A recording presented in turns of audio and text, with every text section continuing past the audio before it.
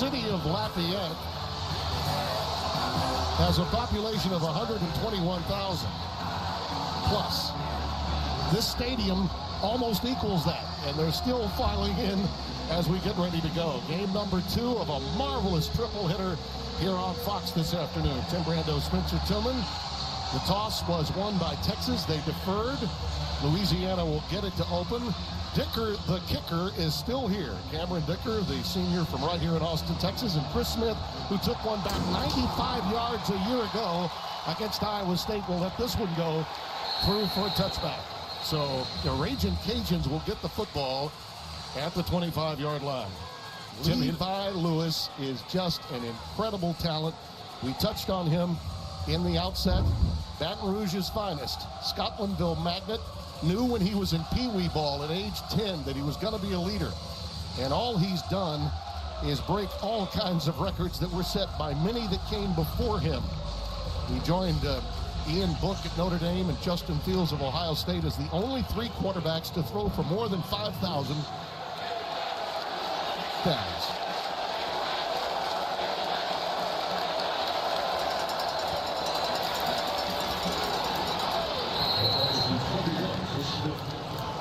On over call hit deal.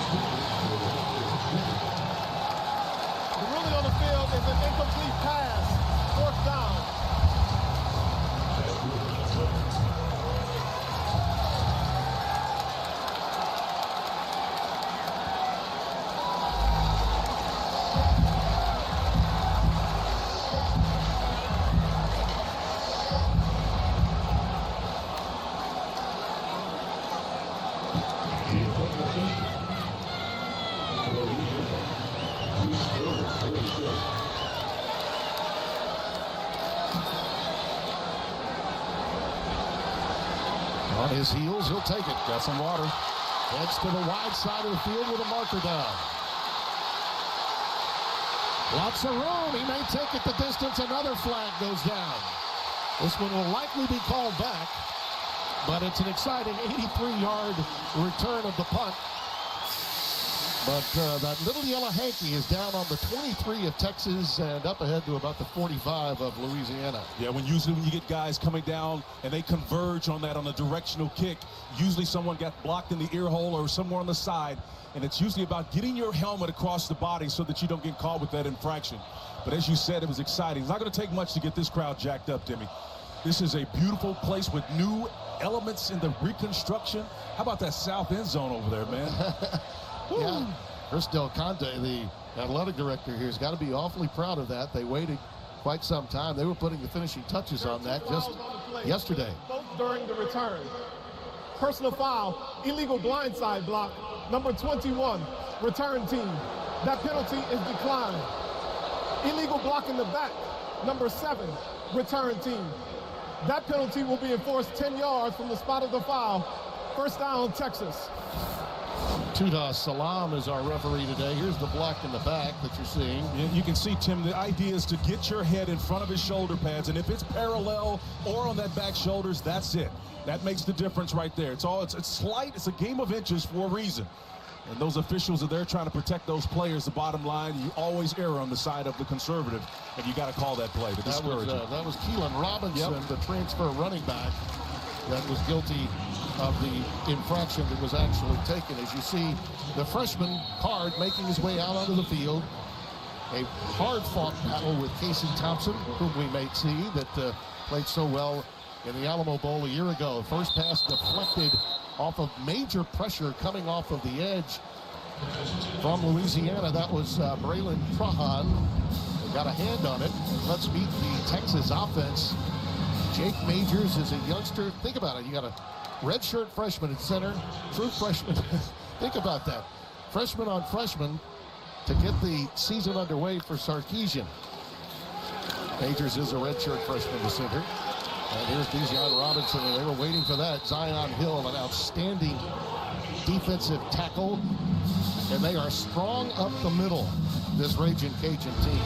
Kalen Humphrey, 99, flanked by Zion Hill and Andre Jones. Linebacking core makes plays.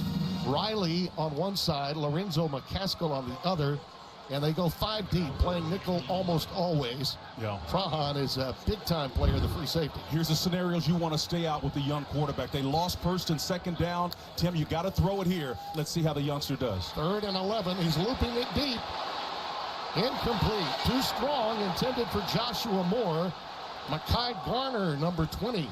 Redshirt sophomore from Mesquite, Texas, with the coverage. So defensive coordinator Patrick Toney playing conservative there. But Timmy, watch the off coverage. It's a bail technique. You turn your hips inside and you turn and run. You're not playing the quarterback, but you got to identify the ball at some point in time. Ultimately, it's overthrown. But more importantly, the narrative of this game is keeping this young quarterback out of those 3rd and long scenarios. You can bring pressure if you choose to. Louisiana did not on that last series, but they've got to win to the Longhorns 1st and 2nd down. Dicker with the punt and the fair catch. Well, Carter did not make the fair catch and was wrestled down quickly. He wanted to make a play, a 50-yard boot. Eric Garrett down immediately. Outstanding work in special teams there by Keaton Crawford.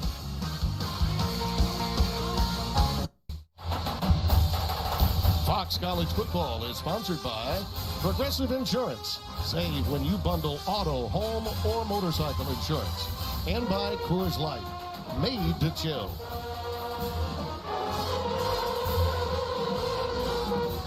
Let's get Tillman's takes for this matchup. And by the way, before we do, Spencer, we apologize for our audio difficulties during that first possession for Louisiana, so you can repeat whatever you said the first time. It's still around. good, huh? Okay, get those takes for me, though. Well, it's really all about establishing Chris Smith, the running back. They attempted to do it on that first series, but again, an incomplete pass kind of put that down. And so ultimately, if you can do that, because you don't have Elijah Mitchell, Trey Regas from last year, you're going to have success. You ultimately cover and contain on the part of Texas to keep Levi Lewis in the pocket.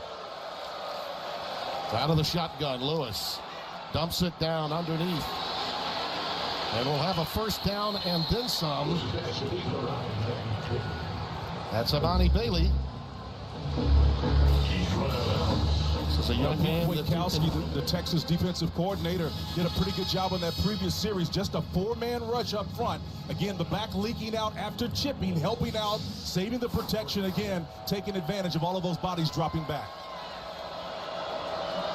Heel Johnson giving some motion. That was a 20-yard gain on the quick pass to Bailey. And he carries again. Runs right into Overshown. This is a hybrid backer that can really make plays. And we met with him yesterday, Spencer. Well-spoken kid that is loving getting to play for Pete Witkowski, the new defensive coordinator here. He's born for these times, Tim. Again, this is not the old school where guys would run a 4-3 scheme when you've got big bodies in there. This guy, as you said, is a hybrid guy. He can cover, he can run and chase, he can do all the things and never has to come off the field. That's what you want in a player. Montrell Johnson is checked into the game. Now Lewis with the play action. Look at him throw on the run, complete, down to the 23-yard line. On the receiving end, Jacob Bernard, 86. Youngster out of Lakeshore High School in Mandeville, Louisiana, 16 yards. Well, the key to this offense, again, is the southpaw delivers right underneath the would-be arm of a would-be Longhorn defender. I think you can see that he has great command. He didn't try to overstride that. He slowed down just long enough, and understanding a wrecked player in front of him threw it right underneath his armpit. That's how accomplished Levi Lewis is. They shuttle in receivers and tight ends. I mean, like a bus stop. Now they're going with the 2 tight end look to the left side. That's the strength of this formation. Right up the gut to Johnson. Montrell Johnson with a first down. Should be right on the mark at the 13-yard line. Overshown with the tackle, and they'll move the chains again. Overshown is there, Tim, but this game is about numbers and names. This looks like some of that old next-level stuff that the Rams were doing last year until Bill Belichick ran into them. Hate to mix next level stuff, but this stuff all crosses over, guys. It's wonderful to see these guys adapt to this scheme to have success against a perennial program like Texas. That was the 4th first down on this drive. That's LeBlanc in motion. And cutting back the other way again comes Johnson. Burrows ahead for about a yard. That play was well diagnosed. Yeah, Luke Brockmeyer got in there at the Mike linebacker position, knifing in there, man. He's pretty strong. Behind Andre Coburn and company, he's going to be the consistent element flowing along with Overshown in the back end at the will linebacker position. This is built for their athleticism. Ogofu, 18, also involved in that play. And man, who they expect great things from this year.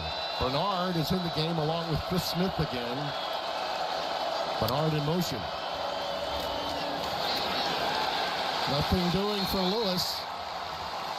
So the Longhorn defense stiffens. A couple of tackles for losses here. Yeah, that was a mistake right there, Tim. Ultimately, after motion, they had 4 guys in a pass route, and that meant they were outnumbered inside. So I'm surprised that whatever the read was, and you got to account for that, but Pete Kwiatkowski probably gave them a false read and look, and then as a result of that was able to outnumber them in that tackle blocks, because clearly with 4 wide receivers, your advantage was to go to the perimeter. 3rd down, 9. 5 wides. Line to make is the 3.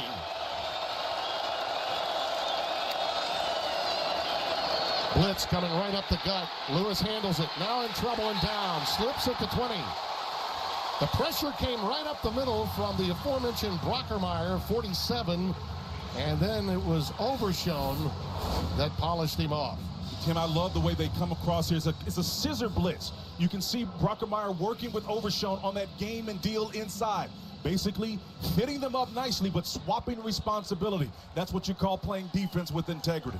Outstanding job by 2 leaders on this team, Marvin Overshown and Luke Brockermeyer. Almendares, Kenneth Almendares, more consistent of the kickers from inside the 45. This is a 37-yarder. Right through. The young man gets it through from Brazos Wood High School in Clute, Texas. Timeout, Cajuns by 3.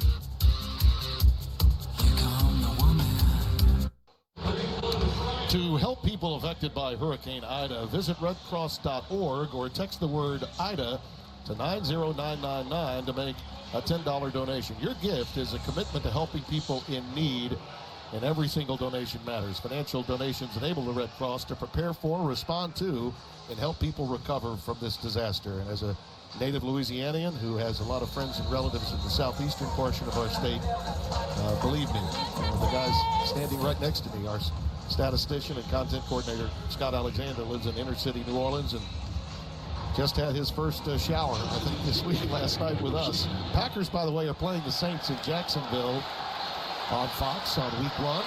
Here comes Deshaun Jameson with the return.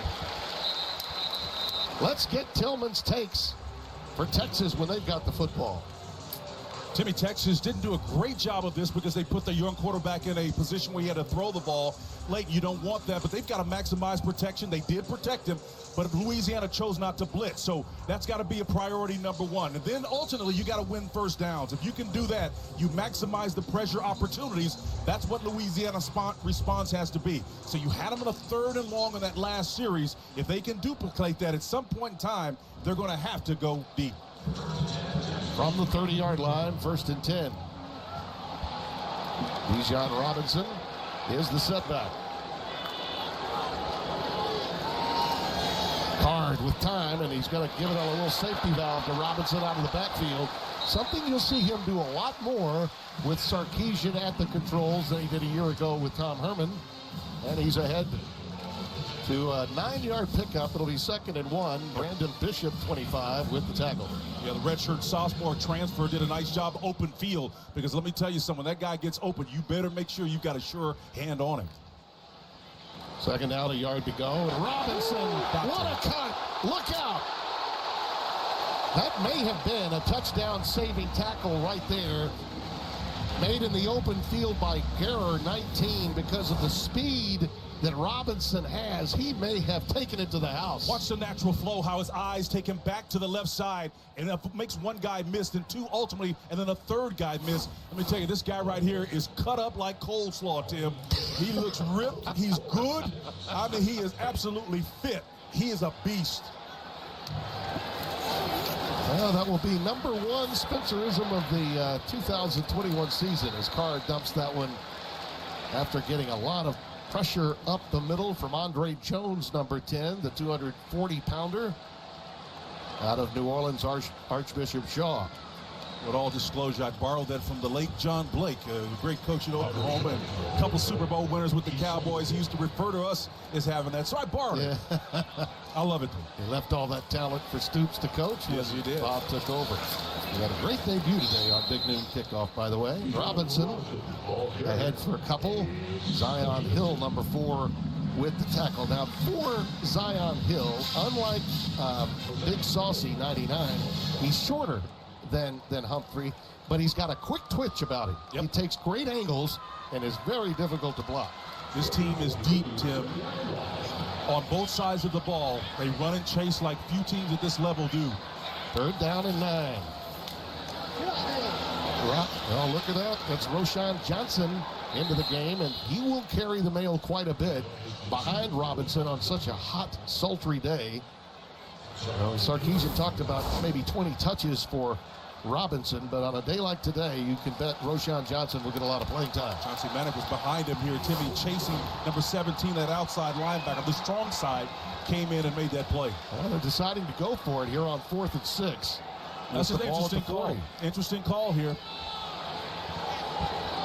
Let's see how Patrick Toney, defensive coordinator, decides to defend this play. Will they pressure the young quarterback in this scenario? It would have been a 57-yard field goal try for Dicker, really outside his range. Here's the pressure against Card. He's got room. Oh, it's going to be close. I think he just got the line to make.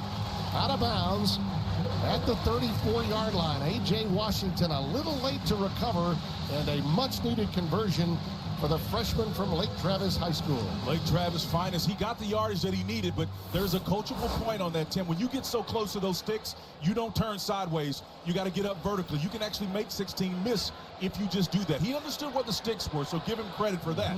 But it was prior to that move outside when he headed for the sideline and could have compromised an opportunity to get that with certainty. That last step is what got him the first down. Did.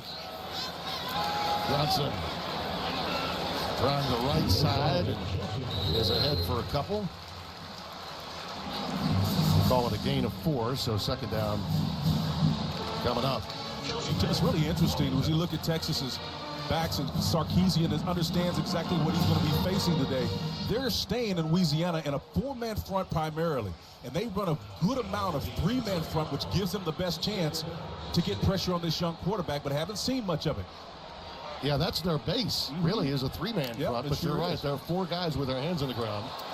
Robinson tries the edge, bouncing off tackles, and inside the 25-yard line, near another first down. You know, it's amazing. I thought Kendall Wickelson, number 8, the defensive end, had him. Watch him reach out there. He's been held just a little bit, but just beyond the outstretched arm. John Robinson, man, is a special back. He's got strength, he's got speed, he's elusive, he's slippery, he's everything you want in a back. And I want to see them integrate him in the throw game. I think he had somewhere around 193 yards last year.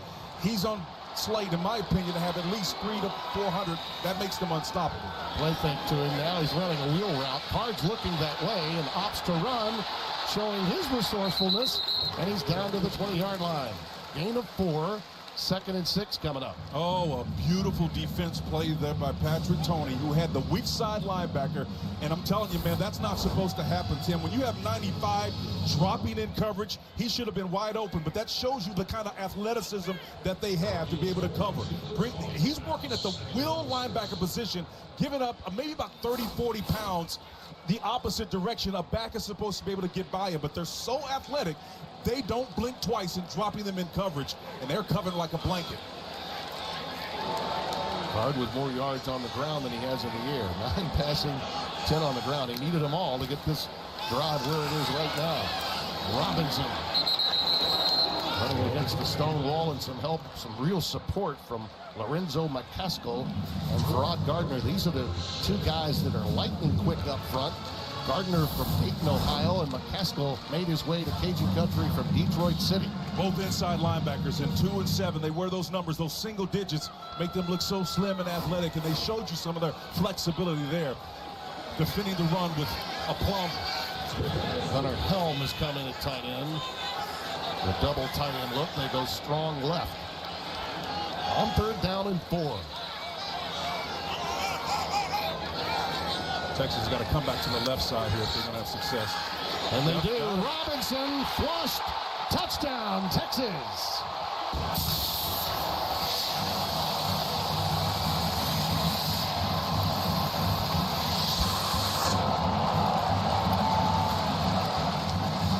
Beautiful job of diagnosing what you see. And you remember yesterday, Tim, we had the conversation with Steve Sarkisian. He said, hey, I asked him about real-time decision-making by this young quarterback. He played the numbers game. This is about names and numbers. Too many for Louisiana on the opposite side. Uncovered, left a wide-open receiver. Yeah, that was all about formation, wasn't it? Yep, it sure was. And recognition by the young quarterback.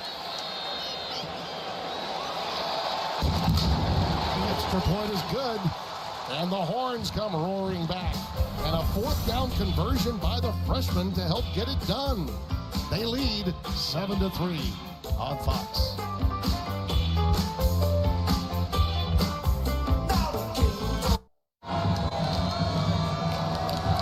Plays 70 yards. Robinson, by the way, 25 yards rushing on that drive, 27 receiving, including the touchdown. So that was very much his drive, but give Hudson Card, the freshman quarterback, a lot of credit for that 4th down ad lib that just made the stick move, keep the drive alive on 4th down. Yeah, Robinson went to the opposite side, Tim, of that formation. Patrick Tony's defense, well, Louisiana didn't respond to it. That put him in a bind.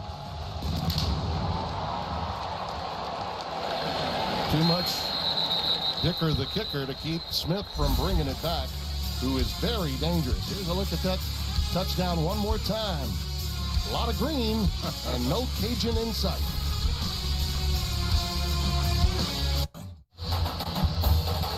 Fox College Football is sponsored by Pacific Life. More than 150 years strong. Protect what matters most. And by Honda. Let's go back to that touchdown, Spencer, and talk about the breakdown defensively here for the Cajuns. Well, when Robinson changes from the right side to the left side, this is part of it. With the tight end over there, they're outnumbered. So I remember names and numbers. The tight end takes him on a shallow crossing levels route, vying for a natural pick that he didn't have to make. But there was no defensive response, and so Patrick Toney, the defensive coordinator for Louisiana, has got to sort that out. They've got to diagnose the formation and then respond accordingly. Well, they've got a legal procedure right away to back up Louisiana. I'll start. Number 29, offense, 5-yard penalty, 1st down.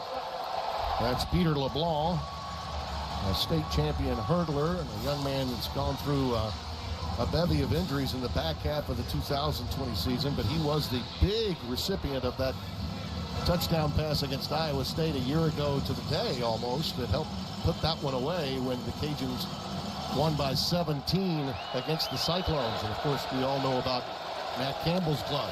Smith is the setback. On 1st and 15, only 3 for Smith. Redshirt sophomore out of Mississippi. Ray Thornton did a fantastic job as you look at Coach Billy Napier here, responding there. 4th season at Louisiana as head coach, Tim, doing pretty good. The only thing he needs to get is that outright championship. Yeah. That's what they're looking for. Got a piece of it a year ago. That one getaway that he wouldn't let go of, and at least in our meeting yesterday, no question about it. 2nd down and 13. Little curl pattern to Jalen Williams, one of the really veteran players on this team out of Opelousas, Louisiana. He's ahead for 15, and Josh Thompson takes him down. Yeah, Josh was there, but just a little bit late. You know, anytime there's so much water between the receiver and the defender, you have to wonder two things. Did we diagnose the play right, the formation, and then is that guy just athletic for that position? And we've got a mismatch, and both of them need to be addressed. Here comes a little cat slot blitz up top off the numbers. Texas has shown it. Levi's showing you some of that maturity, getting the back involved in this protection. Looked like Brockermeyer, didn't it? Nice Here comes job. Smith to the edge. Uh-oh, you better wrap him up. He gets ahead to about the 39-yard line. Managed to take a 3-yard loss, make it a 1-yard gain. That's Ray Thornton, 46, collaborating with Brockermeyer, 47, for the stop. Timmy, we can look for Johnny Lumpkin and Hunter Bergeron, some of these guys that are playing tight end and the H position for Louisiana. They're going to be called on to block away from the formation sometimes to seal off those backside like they did on that last play. It's going to be key. They're kind of unheralded, outstanding players, but they don't get attention, but they're really key to what they do offensively here in Louisiana. Dante Fleming is a speed merchant. He was in motion, comes to the bottom of your screen, number 17. Here comes the blitz, so out. Looking in that direction, incomplete. Mix-up between Lumpkin, 88, and Lewis, but you're right. There was pressure impacting that release from Levi Lewis. Yeah, Levi wants to get that play in quick, but here it comes again. From the inside, you had 4 in the delay with Brockermeyer and company blitzing, and then pressure off the edge as well, Timmy. Yeah, ball was tipped, too, by Ojomo, 98. 3rd down and 9. Looking for their first conversion on 3rd down, Louisiana. Let's see if this bunch formation that's a short formation gives Texas any problems. See if they sort it out. Montrell Johnson in motion to the top. They're going to bring him out and let him run it. Lewis crossing pattern, and it's dropped by LeBlanc. Normally a sure-handed receiver going underneath. He couldn't hang on in a punt formation coming up, and still the Ragin Cajuns in search of a 3rd down conversion. Well, they cleared it out for him, exactly what they wanted to do, and they got the shallow cross, the natural pick underneath. That's like stealing. You got to catch that ball. That's just a bad mistake there. Unfortunate. Would likely have been stopped shy of the 1st down because he was well defended, but you're right. It's one you got to bring in. Yeah, if you're nitpicking, maybe the ball is put out in front of him so he can continue and not slow his speed. It was on his back shoulder, but that still doesn't explain the drop. Burns pounding it away. This is a good one, getting a healthy roll for the Ragin Cajuns. They'll go dead inside the 10 at the 8, 55-yard boot. Well, we touched on this, the most intriguing story in college football coaching being Sarkisian. In exile as a head coach after being at Washington, where he did a solid job. USC, he ran into well-documented problems. Personal problems he had to overcome. So he goes to the rehab center for head coaches in Tuscaloosa, and then later Atlanta, only to return to Alabama and help them to a national title with Mac Jones a year ago. I loved what he had to say about what he has to prove. He says this program at Texas has a lot to prove, and frankly, I've got a chip on my shoulder as a head football coach. And to this point, Timmy, and we'll unpack this after this play does, his career arc similar to Nick Saban's. Nick was just north of 500. Right? He was at Michigan State before heading to LSU, and a little bit like Pete Carroll, who had been fired as a head coach in the NFL. He sought refuge and found it at USC. A lot of times when you're coaching at a place not worried about the next job, you're going to have the most success. The Ragin Cajuns and the Texas Longhorns with an entertaining opening quarter. It's 7-3 through 1 here on Fox.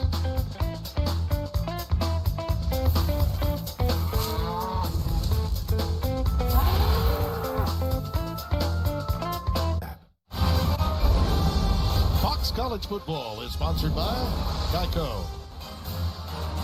Tim Brando, Spencer Tillman back here at Darrell K. Memorial Stadium in Austin, Texas. As you look at Steve Sarkisian, his offense is backed up inside their 10 at the 8, and Bijan Robinson is in the backfield on 2nd and 10. Out of the shotgun, Card lets it go, and it is caught at the 40-yard line by Worthy. Xavier Worthy, the freshman from Fresno.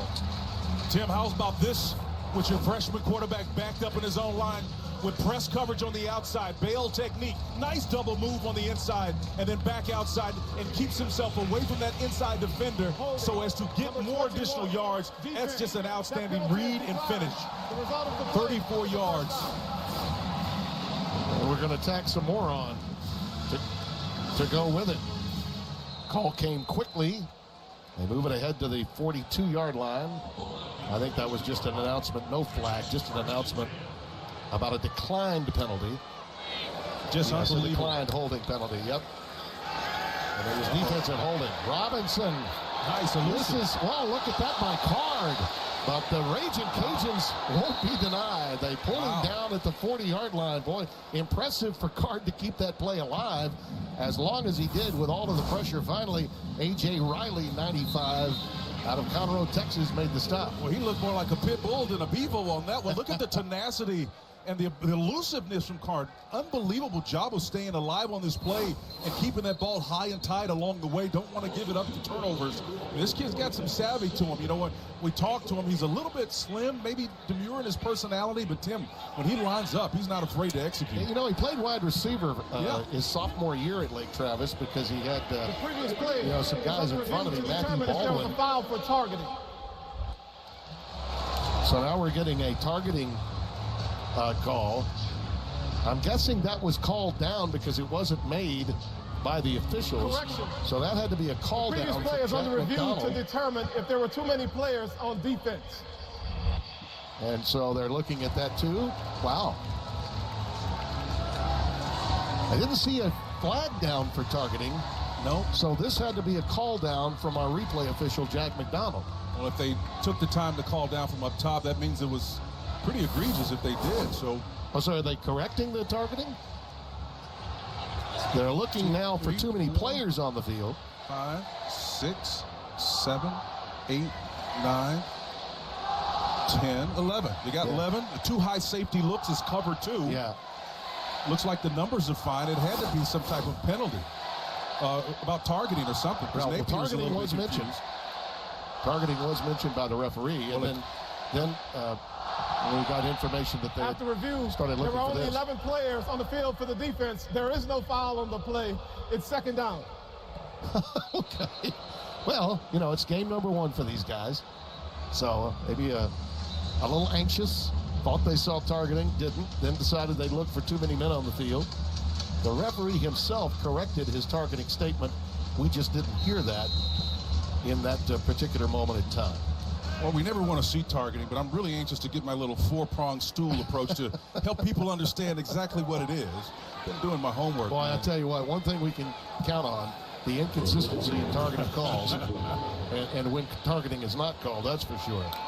Roshan Johnson is now in the backfield, play fake, and it's a quick out pattern to Joshua Moore. He's got it, and he is ushered out at the 46, a gain of 6. Eric Garrett handling those chores as you look at the youngster from Austin, Lake Travis, and played in the All-American game where he really did impress. A 2-time All-Stater at a high school, as we mentioned, has really put out its fair share of great players at that position, including, of course, Baker Mayfield among that talented group. Wow. Look out. Bijan. There's Bijan. He popped it. Hey, listen, I knew it was only a matter of time till they worked him into it. They went what they call a 4 verts concept, and all that means, folks at home, 4 vertical receivers, and they're trying to stretch the field that way. Yep. So on either side, a little hesitation move inside and turn, present those numbers, and I loved him how he ran that. We call that a skinny post route, a nice nod outside, and then once you make that cut inside, you want to get back vertical so as to keep that safety a significant distance away from you so that he doesn't impede your ability to get as much yards as you can. Johnson comes in for him and carries it down to the 21-yard line. That's exactly what Robinson was talking to us about yesterday, Spencer. Loving the opportunity that Sark gives him to line up in the slot, to line up at wide receiver, to be a lone setback whenever possible. When they say 20 or more touches, they're not just saying running the ball. That's right. They're talking about getting him the ball in space. That's right. And any good athlete knows that, look, it's not just about doing it out of the conventional running back formation. It's about give me the opportunity to spread formations to help this team improve. Pre-snap markers down. little Looks left like guard a false action. start. Yep. Looked like maybe Okafor moved prematurely. We'll see. False start. Number 75. Offense. 5-yard penalty. Second down.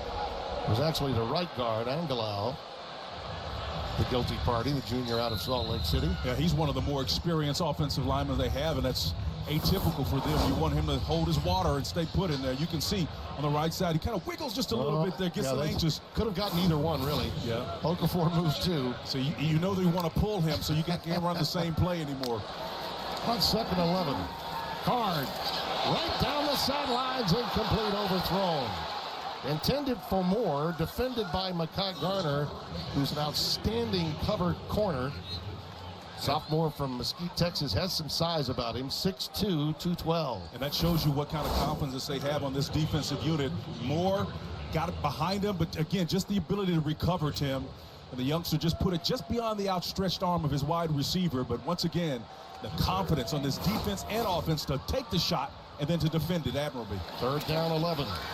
Card again forced to roll out and dump it, get rid of it. Live for another day. Yep, he's smart to do that. And Zion Hill was the right defensive end who almost had him there, but number one just slipped right out of his hands, man. He's pretty elusive, Tim. I was really surprised to see this guy get away from some of the would-be sure tackles. That 4th and 6 conversion he made on the touchdown drive. That was impressive. That really was. All right, Dicker will line it up on the near hash at the 35, so a 45-yard try for Cameron Dicker, 15 of 21 a season ago.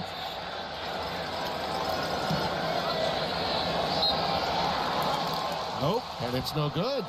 Wow. So the Cajun defense has to feel some confidence coming off that stop. Plenty of time remaining in the opening half.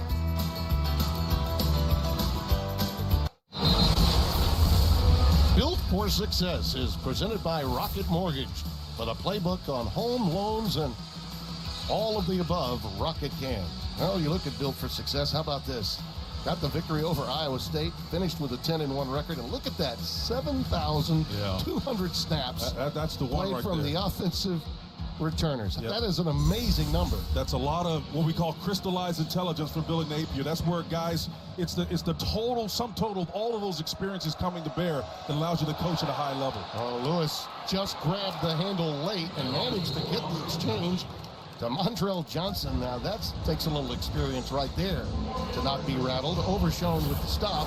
A healthy pickup of 7. Yeah, you can see he does a great job of handling it. Again, it's a hot ball. He wants to go to his left. The ball is on his right shoulder, and he needs to make that extension out to his back who's going on the opposite side. That's really tough. Montrell Johnson remains the setback. Lewis. Wow, overthrown, had a man wide open. Had Neil Johnson wide open and just airmailed it that time. Yeah, he did. He was just sitting there waiting. And again, Lewis needs to settle down a little bit. This is kind of a little bit a different look for him. But moving him out of the pocket is what he's got to do. That ball probably should have been caught. It should have been. Yep. You know, again, sometimes you can do a little bit too much as a receiver. He just needs to kind of slow your motor a little bit, calm down. I like that reaction from Johnson, the sophomore tight end. I know you got it in you. Lewis was 3 of 4 for 51 to open the game, 0 for 3 since in the air. Got a tight, close formation. Usually running out of this to the inside.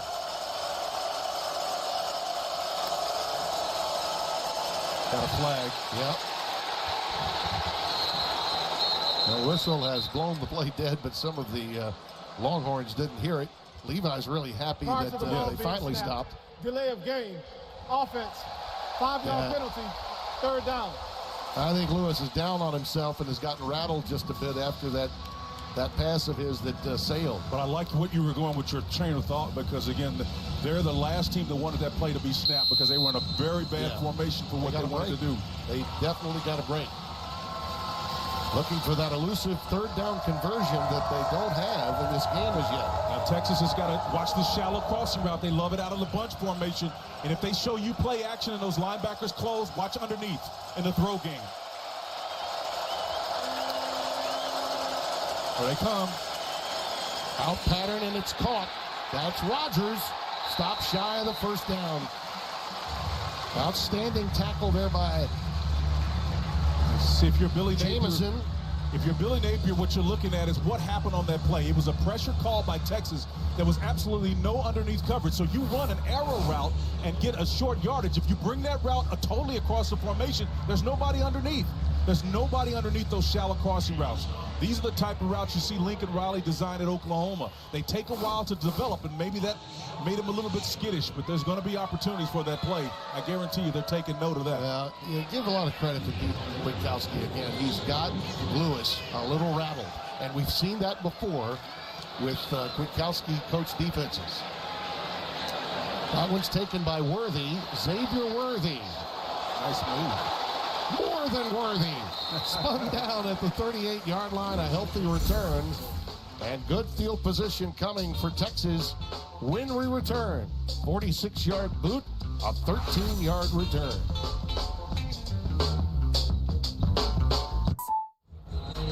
Want to stay up to date? Just tell Siri, show me college football scores. Tim Brando, Spencer Tillman, welcoming you back to Austin, Texas. Our triple hitter of college football on this week one.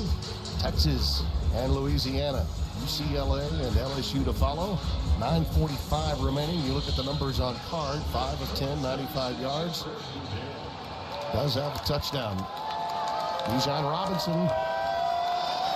There he goes again. And a flag comes down behind the play in the backfield. Yellow Hanky rests at about the 40-yard line. Nice blocking there. Lorenzo McCaskill, the inside linebacker, number 2, got his head in there. Holding, number 68. Offense, 10-yard penalty, first down. That's Kerstetter, 68, the senior right tackle from San Antonio, who is guilty, and that'll back him up. That was almost a first down run. He got about 9.5 yards on that carry. Yeah, the senior out of Riga. Now, it comes from a good program. The guy's got natural talent, but again, you got to execute down here. First and 20. And Joshua Moore was in motion. He'll take it on a little bubble screen, really. Not much. Ahead to about the 31. We'll call it a 4-yard gain. Braylon trying the weak safety. Got in position over there to make a play. And that's about how you get success, Timmy. It's about being where you're supposed to be. Run fits is what they call them, and it's about responsibility. I don't know about you, but I thought we would see at least a few more explosive plays by both teams. I thought both defenses would keep this game in check, but I thought we'd see a few more explosive plays than we have so far. Robinson's had his moments, but for the most part, Patrick Toney's got to be pleased with the job that they've done in limiting big plays. I know that was one of the things they were looking at as a real key in this game.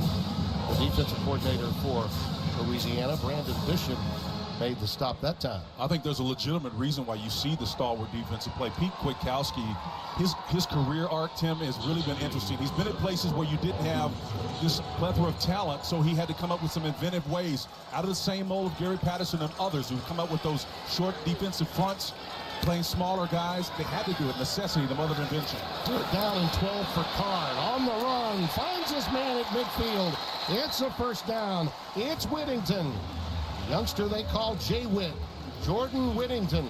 I love how he fitted that ball right between number 24, Braylon Trahan, and you can see that he waited until he cleared before he got it. See, the ball is released and it's out of his pocket. Now they're going pace and tempo here, trying to use it as a tactical advantage. Yeah, Robinson gets it, but nothing really. Well, a little penalty flag down on the field at the 49-yard line. Now, that's the first time tonight we've actually seen pace and tempo used at this level as a tactical advantage. Right after a first down. Illegal substitution. Defense. There were too many players on the field at the snap. 5-yard penalty. First down. Well, and that's why you see they run, as Napier looks at it, that's the reason why you run pace and tempo. Because by the time the defense figures out what you're trying to do, it has to be communicated to the sideline and then to the players. And that can be problematic. You just can't be too smart for your own pants sometimes, and it messes you up, particularly with the young quarterback, but well executed by Texas. So 1st and 5 now. Roshan Johnson now the setback. On the blitz, off the corner, and he's taken down by A.J. Washington.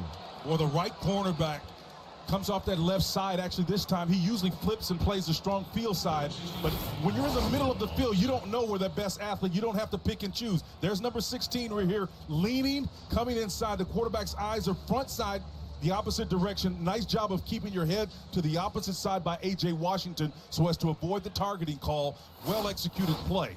Looking for tendencies. See, King High School, Houston, Texas. That's the 3rd sack of the game for Louisiana. Card pulls the trigger late after a pump fake, and it's grabbed. It may be enough for a 1st down to Whittington again. Cameron Solomon, number 27, again playing back and across the field in that weak safety position. He comes across the double pump. He brings it down. Didn't watch him reset his eyes. Excellent job. And then that ball thrown over the back shoulder of Robinson, crossing, and then underneath it, the clear finds a guy wide open. I mean, this guy's moving, Tim, from his first look to his second, and I've even seen a couple of times to that tertiary option, that 3rd option. This time pressured again. Ball is on the ground. Card retrieves it after being hammered by Kendall Wilkerson, number 8. Recovered by the offense. It was a fumble. And that was an opportunity at a turnover, but give Card again credit for wrapping his hands around it after a loss of 10, the 4th sack. Yeah, Kendall come from his defensive end position. Man, the guy's 6'5", 250. Sophomore, he's long. That's what you're looking for. He can redirect those balls, Timmy. He's so smooth with it. He's sneaky, stealth-like.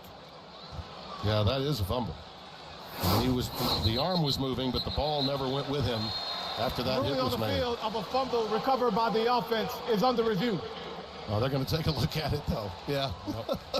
We had a similar call in the game earlier in Fox with Wisconsin. And then the quarterback, I think they got a hand going forward on that one. This one is a little bit different. Tuda Salam will defer to Jack McDonald. But again, I thought that that was a good call live. Watch again, if the ball, does the ball come forward with the arm? You know the arm's going to go. Well, you can make the argument it was going forward, Tim. I know it was close. I don't think so. But the question is, does he have control with it going forward? I think it's going forward, to be honest with you. I believe the ball's got to go with him, and I thought he got it at the very arc of where the arm was. Sawbuck? Well, as is oftentimes the case whenever there's a debate during replay, it really doesn't matter what we think. The fans think we're jerks for even speculating. But that's why we've got Pereira back there to take the heat off of us. But I know this about Mike, especially when it comes to targeting. He's seen he's all over. And he's also seen some missed targeting calls. Had a big one in that Minnesota-Ohio State game late the other day. Mr. Pereira, can you help us, please? We've got a sawbuck at stake. Well, I mean, I want a part of the action if I'm going to chime in here. Let's forget the arm for a second. Focus just on the hand. Has the hand started forward with the ball in control? This was ruled as a fumble, but again, to me, look at that hand has just started forward. I recognize that it's close, but again, just forget the elbow, forget the arm. Just look at the hand, and now they just have to make the determination on whether or not they feel that that hand has started forward. If I was to lean one direction, it almost seems to me like it has. Okay. I love you, my man. I love you. Unabashed. After review, it was an incomplete pass. It will be second down and 10 for Texas at the previous Mr. spot. Tillman. As usual, I'll be buying at the end of the game today. So it goes as an incompletion. But the presence of mind by Hudson Card to act as though that was in fact a fumble and go back and retrieve it tells you a little something about his presence. And he's been outstanding. I think he has certainly passed the early test for Sarkisian. And Kyle Flood is offensive coordinator. Yeah, he's definitely engaged, and that's what you want from a young player, man, just to be mindful. 2nd and 10. And there goes Robinson again, burrowing ahead to the 35-yard line. Now remember, Texas had a 70-yard drive earlier in this quarter wound up missing a field goal. They got nothing out of it. They really dominated this quarter. Progress was stopped prior to the ball coming loose. Third down. So it remains third down. Ball apparently came loose, but late. Third down and 5. They're 50% on third down conversions today, the Horns. Here's McCaskill coming in late here trying to get that ball out. He's been making plays, and you can see him. Farrar Gardner, number 7. Gardner gives it the Peanut Tillman punch. Yeah, he does. Third and 5. Card pressured again. Lets it go. What a move there. That's Roschon Johnson. In space. The Cajuns had a chance for the stop. And Roschon went uptown. Well, this guy's got more moves than X-Lax, man. Watch this guy leap up in the air. He's unbelievable. Well, see you. Thought you had me. He's gone. I mean, that's you can't buy that, man. You think you got this guy in your gun sights. You play the technique like you're supposed to play it, and he just embarrasses you. Hard. Looking towards the end zone. Caught by Whittington, but out of bounds. He's been the go-to receiver. We do have a flag down back at the line of scrimmage. Take nothing away from the execution of the play, though. Holding. Number 70. Offense. 10-yard penalty. First down. Well, Christian Jones guilty this time, so they've tagged Angelau, Kerstetter, and Jones, 3 of the starting 5 of the Texas offensive line with holding penalties here in this half. Yep, and you can see him again with that right hand. And Timmy, it's obvious holding. But he's thinking about his quarterback and protecting him. He knows he's a youngster back there. He's acquitted himself in this quarter and nearly 2, almost a half of his freshman campaign. Chauncey Manak was coming through there, the star backer, and he was holding Robinson, the setback, on 1st and 20. And they set up a little screen action to Moore. Wide receiver screen, had a bit of a convoy in front, and he's down to the 23-yard line. Well, there's so much of an inside game that's being played here because you look in the backfield, you swear with the action of the lineman and the H-back or the fullback that this was going to be a run. Steve Sarkisian loves to have mirror read plays that look the same. On 2nd and 13, Robinson again puts it inside the 20 to the 19. And the value, Tim, of having plays mirror, it's when you in those run conflict scenarios where it's 3rd and 2. And when you get in that formation, they think you're going to run it, then you throw it, or alternately you throw it when they think you're going to run it. It just gives you the flexibility because if you're reading and reacting, the formation is your first step in diagnosing the play. But what could it be? It could be either one, and that's where a good mind. That's the reason why he's got his 3rd chance at 47 years of age. He's still getting opportunities. Your gifts will make room for you. All right, it's 3rd and 9. They go 5 wides and an empty backfield.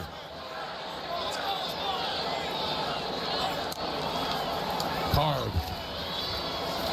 Plenty of time. Underneath again. It's Whittington. Inside the 10. Down to the 8. Pickup of 11. And another first down. Makai Garner with the stop. Timmy, this is just unbelievable skill set here. We got a down Louisiana player, but watch Farrar Gardner, the inside linebacker, get dealt right here. He tries to hold him. The inside move. The inside move, the arrow, and then he gets juked. Yeah. Sits him right down. Boy, that's great athleticism right there, and a nice arrow route underneath to get open. And I believe that may be Gardner that's still down. Well, I think he was off balance and maybe tweaked something in that process. We'll check on him and be right back.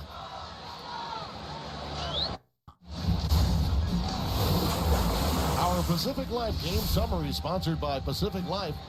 More than 150 years strong. 7-3 our score. The total yards really got out of whack here in the second quarter. Texas has taken control of the game. The Cajuns looking for their first 3rd down conversion.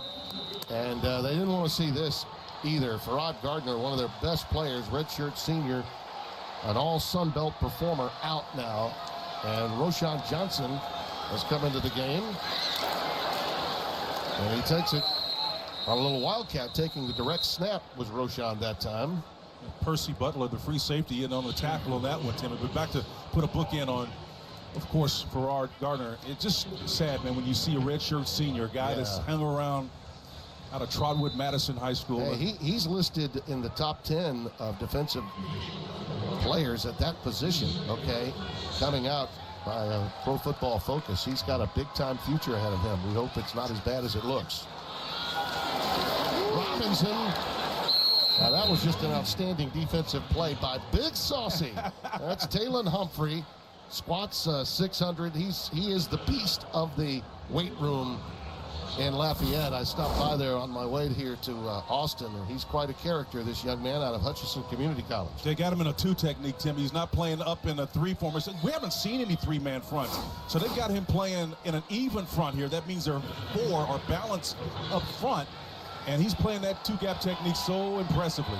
14th play of the drive, and once again in scoring position. Card, that is to the end zone. Is it a touchdown? It is. Cade Brewer.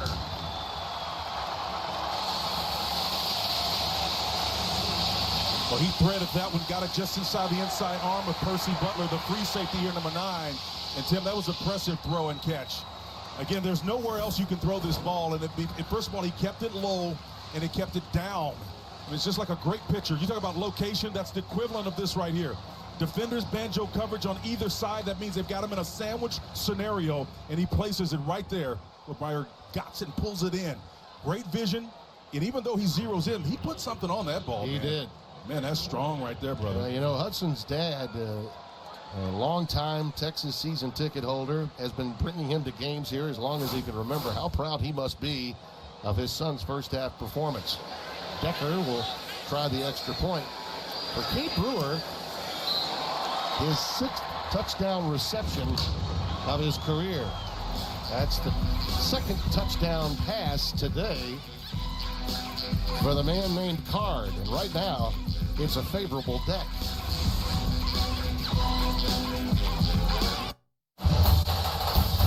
Fox College Football is sponsored by Samsung Galaxy Z Fold 3 5G and Z Flips 3 5G. And by Liberty Mutual Insurance. Only pay for what you need. Well, Hudson Card leads his team in the second quarter big time. They have outgained Louisiana big time in this quarter. You know, watch the tight end slip out here, Tim, but watch how he's bracketed on either side by defenders. He pivots and turns inside. That's how you play against that zone coverage. You find the soft spot, equal distance from the 2 inside defenders, and you split the difference. And the reason why you split the difference is to make the throw as accurate as it possibly can be. You never want to put it in jeopardy. Outstanding job by Dicker. Again, a touchback, and UL will have it. But right now, we're going to take you back to Los Angeles. Here's Mike Hill to tell you what's coming up on the State Farm Halftime Report. Mike Hill coming up at the State Farm Halftime. Reigning champ Alabama is picking up right where they left off. Could second-ranked Oklahoma survive a late scare? And number 11, Oregon, had their hands full with Fresno State. College football is back. We'll see you at the half, Tim and Spencer.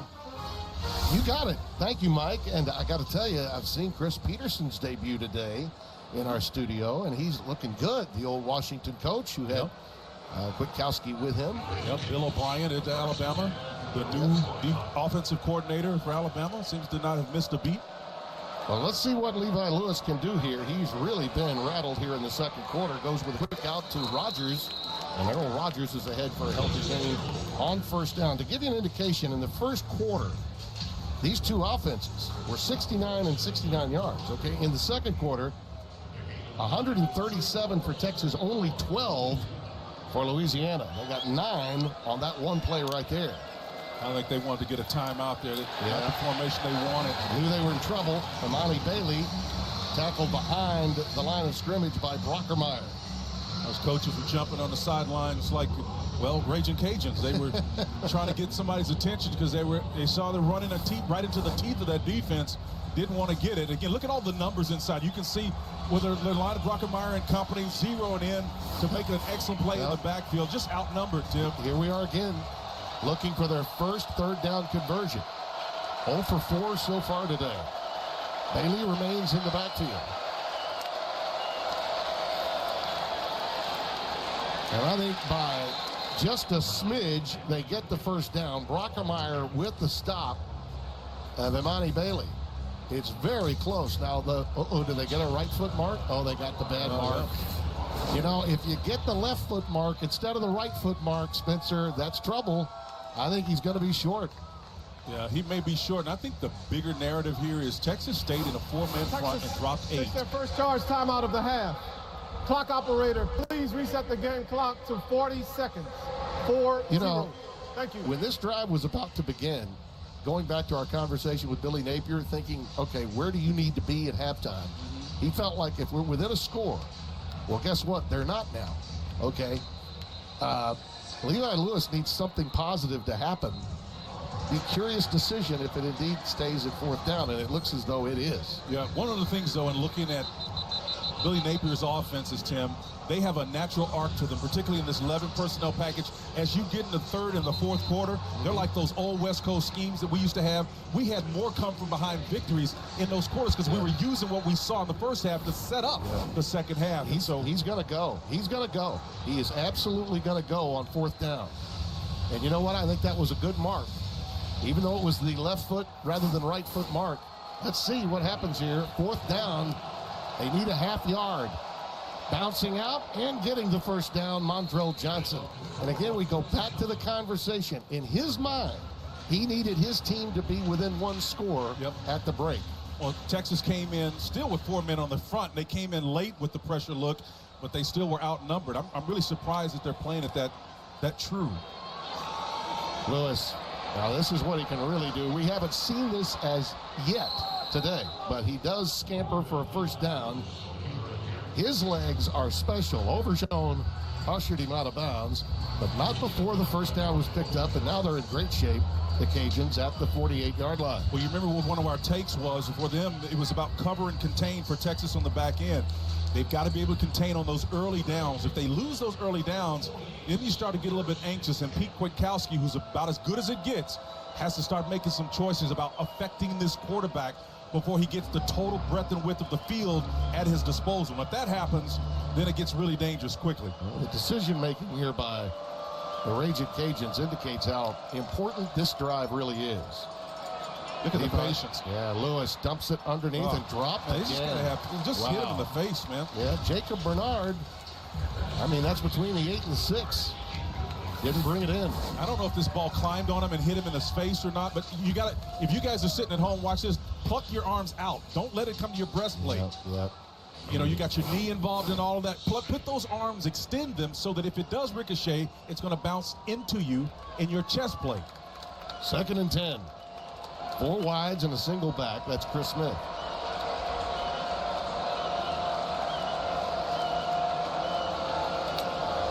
Trips into the boundary.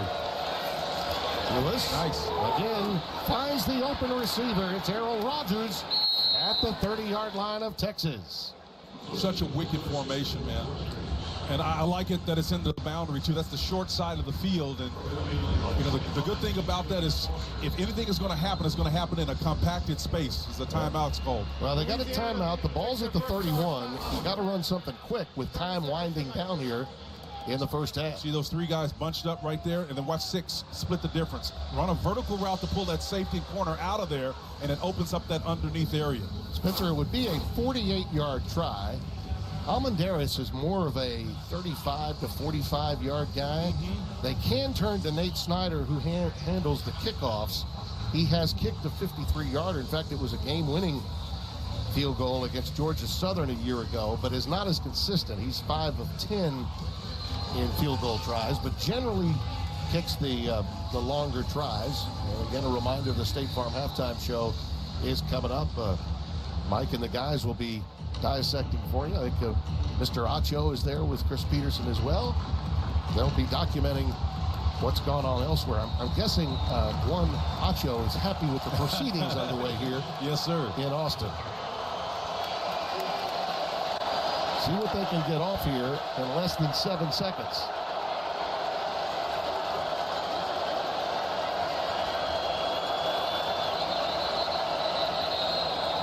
Timeout.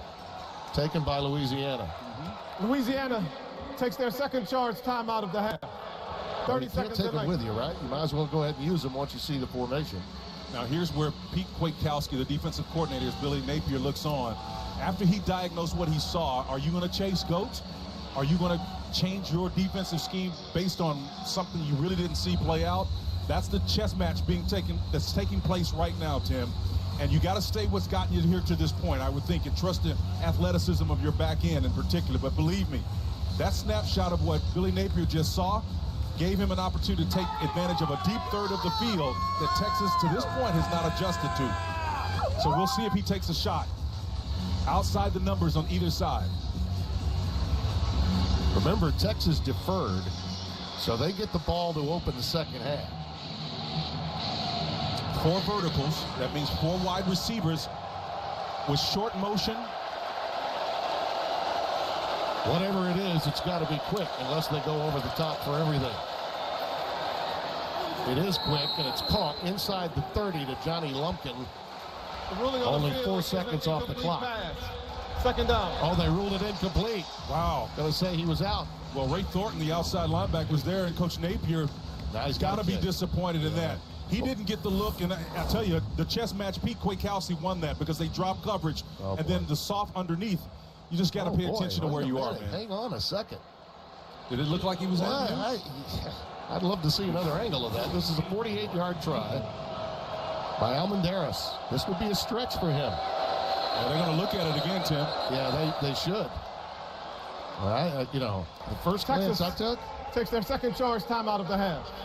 30 seconds to me, Texas took the timeout. I'm not sure they wanted that. If they get a chance to take a look. Let's take a look here from this angle. Yeah, okay, the heel does appear to be out. Yeah, from that angle, I get it. The angle we had before, that left heel is out. Yeah, the left heel was out as he brought the ball in, so that was a good call. The right one is close, the left one is out. The first one, I thought the angle we had, it appeared he might have been in, and then he hopped out. The whole foot has to be in bounds, and so that was a good call. Texas takes the timeout. Well, you may be saying to yourself, why did they go to such a short route? In that case, it was because the back end was blanketed. Yep. All right. Like a 4 cross look back there. Here we go. This would be the longest ever by Almendaris if he connects. 48 yards.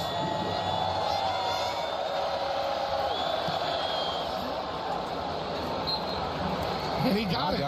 A big field goal by Kenneth Almendaris. And they get points, and they're within a score and a 2-point conversion at the break. Well, it's on. That's what you want to do on the road against a storied program. It's had its lumps, but this one right there, he nails it, man. Keeps that head down and finishes, Tim.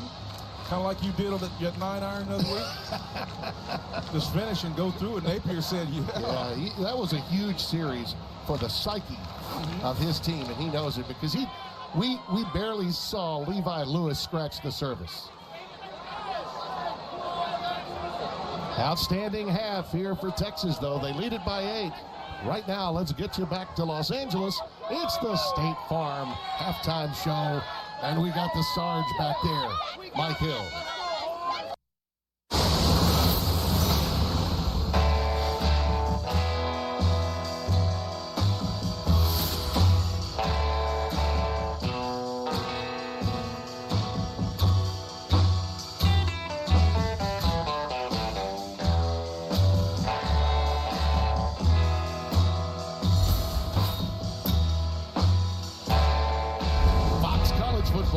Sponsored by Geico. Here at halftime at Darrell K. Memorial Stadium, Texas, with its freshman quarterback, Hudson. He's got all the cards. Yes. He's really been the goods in this first half, Spencer Tillman. No question about it. They lead Louisiana by 8. What say you to those snapshots that you were looking for in the first half? Well, the picture's pretty. The way he's handled his card. This offensive scheme has been impressive. I mean, he's really placed the ball where it needed to be placed. The accuracy is there. And I think you have to say, in terms of the first half, he's acquitted himself as Steve Sarkisian. And, you know, I think the thing that makes the difference here, Tim, is because he's accented his skill set. Everything that he does best, he's taken it to the next step. Ultimately now, Levi needs a better fit because this Texas Longhorn team has really stopped him from finding those voids that he has exploited for much of his career. They're just not there. So credit Pete Kwiatkowski, the defensive coordinator, for doing the best job there. And let's take a look at our first half stats. Brought to you by Geico. And again, the second quarter was owned by Texas. That's really the difference in the game. And this kick is going out of bounds. And that's not the way you want to start. Longhorns will open from their 35. The ball will be placed at the 35-yard line. Nate First Snyder. down, Texas. Ball just went out right at the 1-yard line, right in front of the pylon. So Hudson Card will have outstanding field position to start the second half. Yeah, and again, it comes back to how he's handled the first half, and each step, each misstep, his confidence level is going to increase because of that 12th man, and that, of course, is Steve Sarkisian. He is the extension of his quarterback, and to this point, Tim, he's really dialed up play selection that accentuates his skill set. And we've seen him. He's placed the ball with accuracy on the one score in the touchdown against bracket coverage. He split the difference between the defenders. The deep ball is touched with accuracy, so he's doing a lot to showcase this young talent. Bijan Robinson is in the backfield. As he made his cut, he almost stumbled. Now regathers himself, and look out. He's ahead to the 43. Almost lost his own footing, and then regathered, and Guerrer finally hauls him down after a pickup of 7 yards, maybe 8.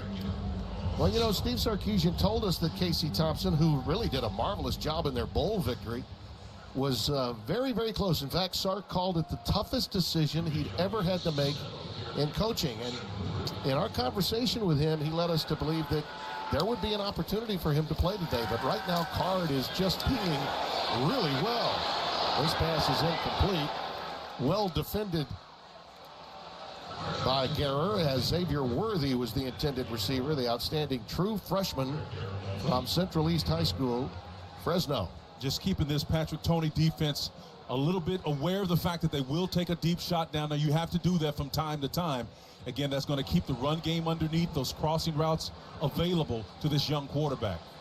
I like the call. 3rd down and 2. Now, this is a classic run conflict scenario. You can throw out of it, or you can pass out of it. And let's see, still in that 4-man front, Tim. And they pitch it to Bijan. And he's got the first down with ease. Just shy of midfield, Zion Hill with the tackle, number 4. Hill, all Sun Belt performer last year. And a young man that's got a great future, no question about it. Tallied 7 tackles in the First Responder Bowl. He's really a talent. Not the tallest guy in the world, but very active. As you referred to him as a quick twitch guy. About 283, very athletic. Had 4 sacks a year ago. Wants to get more this season. Oh, nice. Pressure off the edge, but a miss. And there goes Card. He's finally hauled down from behind by Chauncey Manak. Braylon Tran, man, was the guy that was in there. Number 24 came from that weak safety position. I'll tell you, it was impressive. That's Trahan, 24, with the move right there. He came from depth. Trahan is showing you some of the athleticism. He wish he had that one back, though. Overran his target. Well, Manak gets the sack, the senior. Originally a transfer from Georgia, went there out of Homerville, Georgia. That was a loss of 4. That's also the 4th sack of the afternoon for the Cajuns. This is the 12th man here. This is Sark changing the play at the line of scrimmage. 2nd and 14. Roshan Johnson. Tell you what, he's carrying a few Cajuns with him. That's a pickup of 3, so 3rd down and 11 coming up as Jaquan Nelson, 97, wrapped him up along with Kendall Wilkerson. Now, if you notice, one of the things that Texas is trying to do is they're not huddling up. They're trying to get to the line of scrimmage to preserve time so that if they want to change the play, they can. Coming out in 4 wides, they're going to empty this backfield now with 5 by. And Robinson at the bottom of your screen. That pass is caught, and it is Whittington again. And he's got a 1st down and more. All the way to the 12. Braylon Trahan's the last guy that got him, Tim. But again, you have to go back to that formation. That's what won for you on that play. Here's the play here. The 3 wide up top, and there's 2 down at the bottom. Watch the innermost of the receivers on the out cut, out and up, and we're back in action now and show you this is what they're trying to go fast for. They're trying to use pace and tempo as a tactical advantage, and boy, it's working on everybody. There's a switch route underneath. Again, soft spot underneath in that zone. Great job of individual running after the catch. Impressive. Robinson, a stutter step and a touchdown.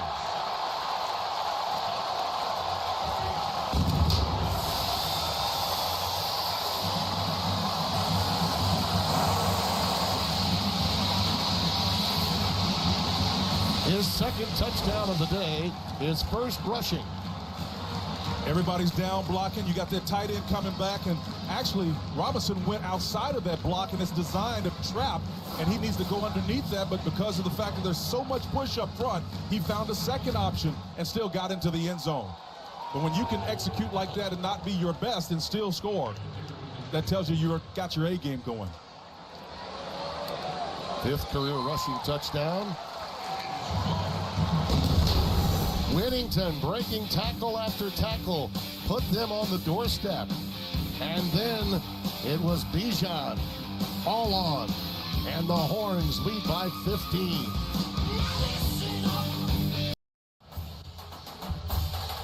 Fox College Football is sponsored by Allstate. Save money like a champion with Allstate.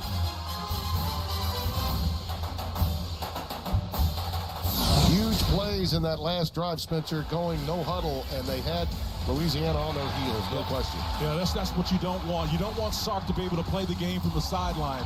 He becomes the 12th man. When they're able to get to the line of scrimmage via no huddle, and he makes those plays, he's basically audibling for himself, getting it into his young quarterback who's taken those concepts and just run down the field so effectively, Tim. Think about this. In the first quarter, UL actually had the ball for 7:58 to Texas' 7:02. Since that time, Texas has possessed the ball 14 and a half minutes to just 3:41 for Louisiana. Now, Smith will finally bring it out, and he is outstanding in the kicking game. He did step out that time. He was a good 4 yards deep. He was not going to allow for another touchback, but he does manage the 21-yard line. He is incredible in that area. Not many people have had as many kickoff returns coming out of high school and into college the way that young man has out of a very low classification school in Mississippi. Now this, Spencer, is a huge moment in the senior career of Levi Lewis, a young man that came into this game expecting to win and believing that, you know what, we've been here before. All right, the moment will not be too large for us. Well, they got to fix that time differential that you just mentioned. I'm just sitting there with my mouth wide open. That's almost a fourfold advantage for Texas. And with the heat of the day, you can bet that the Louisiana defense needs a break. They need this offense right now to hold on to the football and possess it for quite some time. And I think, Tim, as this game continues to take the shape and form that it is, we got to start talking about Pete Kwiatkowski, the defensive coordinator for Texas. Yeah, he's done it again. And then exactly what Sark has done in pulling those elite coaches from Alabama, bringing some of the best of what they have. And Kyle Flood, let's not ignore him. The offensive line coaches had a great deal to do with this success as well. Amani Bailey now has moved into the backfield. Trips to the top of your screen. And it's Bailey. Now he's got quick capability at the line of scrimmage and can't be a big game breaker. He gets 7 there. Arleon Overshown with the stop for Texas. See, that's a huge win on that play because Texas was in a single high safety look. And what that means is when you just have one player standing back, well, those other bodies are closer to the line of scrimmage. So they populated that area to stop the run. But if you're able to get 7, there's going to be an opportunity for them to respond, and then that's when you hit them with play action. Well, 3rd down and 3. It is 3rd and 3, not 2nd and 3. Looking for that elusive first third down conversion. I think they're stop shy again. Wow. It's going to be 4th down and about a half yard. Well, that is huge. Now, you got to wonder, is one thing in the first half, you got a little bit of momentum, and Napier looks on to go for it on 4th down. But here, again, against the 4-man front that Texas has stayed in, they just shut him down. Yeah, Bailey looks a little dinged up, too. Impressive. Bailey came off the field slowly. DeAndre Coburn playing that true nose tackle, number 99. Just going nowhere. 0 for 6 on 3rd down, but they are 1 of 1 on 4th. Out of the shotgun. And they got the first down again. This time it's Montrell Johnson. So they're 2 for 2 on 4th down conversions. Luke Brockemeyer with the stop. There's no fear in them, right? Backed up, they're still going to go for it, man. That's impressive. I'm impressed by that, but they've got to find a way to open up. Billy Napier's about as sharp as you're going to get, right, in terms of play calling. You know, I hate to compare coaches in terms of what they do in skill set, but I think Sark is a little bit more sophisticated in some areas, as demonstrated with the courage to have a young quarterback play. He's a big analytics guy, and so he followed that path of going for it on 4th down. Now there's Jacob Bernard ahead for 3. I'm sure at halftime he's telling his guys, look, you guys dropped passes, and Levi, you made some bad decisions. Yep. You know, you can play better than you had. That last drive that got them the field goal gave them a little mojo, only to have Texas get a short field after a kickoff that went out of bounds, and then Sarkisian's play calling duped UL, and they find themselves down 2 scores. Napier trying to use some motion to try to get an edge on what's going on defensively. 2nd and 7. Seam route caught. 1st down, Neil Johnson. That's good football right there now. I love that Neil Johnson, the tight end, playing a true Y technique, and you can get a vertical. There's a down Longhorn down here. Found a vertical seam in this coverage. That's Deshaun Jameson that's down on the field. Can't afford to lose him, and he's an outstanding corner, all Big 12, and was a special teams player of the year a season ago. Just one of those freakish athletes that our friend Bruce Feldman talks about all the time. We'll check on the young man, the senior from Houston. Here's the tackle that has him still on the ground. We'll be right back.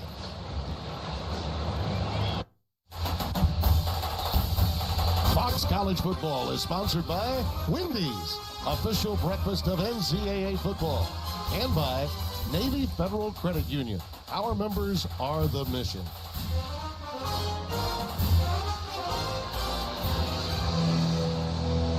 Ball is at the 44-yard line. Timmy, here's that vertical look right here with the tight end. They're going to go fast, so we'll come back here. We'll get back to that in a moment. On the rollout, they go right back to Neil Johnson, and he takes it down to the 40-yard line. Yep, Billy Napier is starting to paint right here, the left, and then this play right here, the tight end is going to get vertical. There's a safety that moves up, and there's another safety in the middle of the field right on the top of Bebo. But the tight end does a great job of sitting that ball down, making it really deep and problematic for Brendan Schooler and company to come over from that strong safety position to defend. That is an excellent zone read by the tight end. Neil Johnson got the job done there. And here's Montrell Johnson down to the 36-yard line on that carry. Picks up 3, 3rd down and 2. So, yet another 3rd down hill to climb for the Ragin Cajuns. Well, what you're seeing here, 2 fine coaching staffs. Obviously, we saw what Texas did in marching the ball down unimpeded. It appeared a little bit more methodical, but Billy Napier has still found his niche right here on this drive as well. First half adjustments, significant, effective, that lets you know that both these teams are well coached. Also tells me that they still believe they don't have to fool anyone. They can just play their game and hang. There goes Smith. Chris Smith with a 1st down, first 3rd down conversion of the day. And it comes at the 7:46 mark of the 3rd quarter, a gain of 7. Timmy, I think you're making a great point here, because I've often said that confidence comes from demonstrated ability. When you can do what the Louisiana team is doing right now, consistently against a front 4 of Texas, that builds confidence. They know that's the strength of the Texas football team up front, is that down 3. Smith, again, the lone setback, out of the shotgun for Lewis. That's Dante Fleming in motion. They come back the other way to Smith, nothing doing. Stuffed. A lot of defensive help that time, a loss of a yard on the play as the Horns get the help.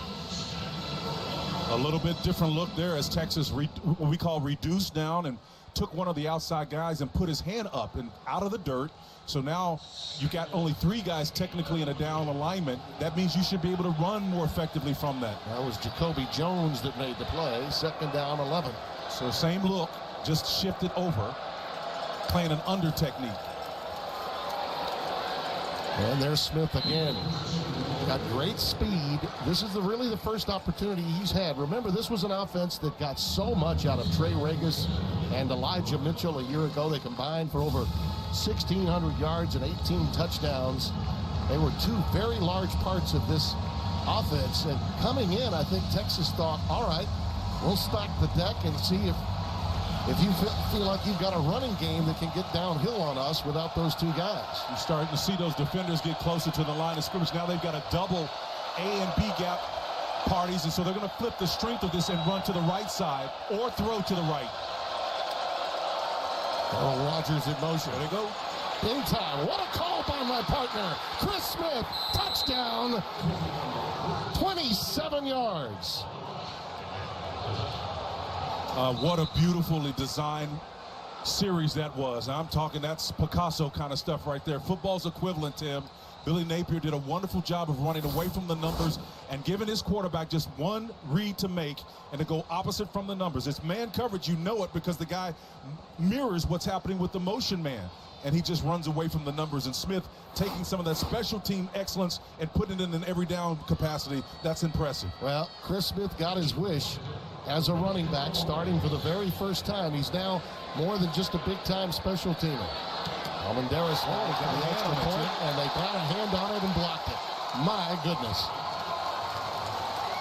Well, we saw that earlier today in the Penn State-Wisconsin game, a blocked extra point. It is early in the season. Smith gets in, UL a bit closer, but still 2 scores behind. Scoring drive, 12 plays, 79 yards, exactly what the UL defense needed. The big play, obviously, though, was the blocked extra point, keeping it a 2-score game. This is Keandre Coburn, 99, with his big mitt. That's right in the middle of the defense. And Coburn made the play out of Houston, Texas, Westfield High School. Yeah, you know, he was one of the top tackles in all of America. And again, that's one that Texas need to get. Here's onside. They went onside. Wow. And Texas recovers at the 36. Now, that time they went a little outside the box. It was recovered by B.J. Foster. Make what you will of the decision. Definitely one has to be considering courageous. That's one of them. An excellent strike on the ball. Head down. Texas does a great job. Number 23. It's a good hands team maneuver, though, by The 5-yard Foster. penalty will be added to the end of the recovery. First down, Texas. So on top of that, there's offsides. So to add to the misery index for Billy Napier, Texas now gets it on the plus side of the field at the 48-yard line of the Ragin Cajuns. You know, it's kind of tough to see it here, but Jalen Ford, number 41, keeps his eye on the coverage unit to block somebody. Yeah. He's sitting right there by himself in the numbers, turns his attention. That's just smart football being played across. Texas ready. Well, a lot of pressure now on the Cajun defense, and look at this. Robinson! BJ ahead for a big gain of 19, and that's Trey Ramos, 21, with the stop. Coach Kyle Flood, offensive line coach, knows what he's doing, man. He's got a hat on every head. He's probably put that math diploma and degree to work to figure out what matchups are going to work for him, and he's got a back that will maximize his effort.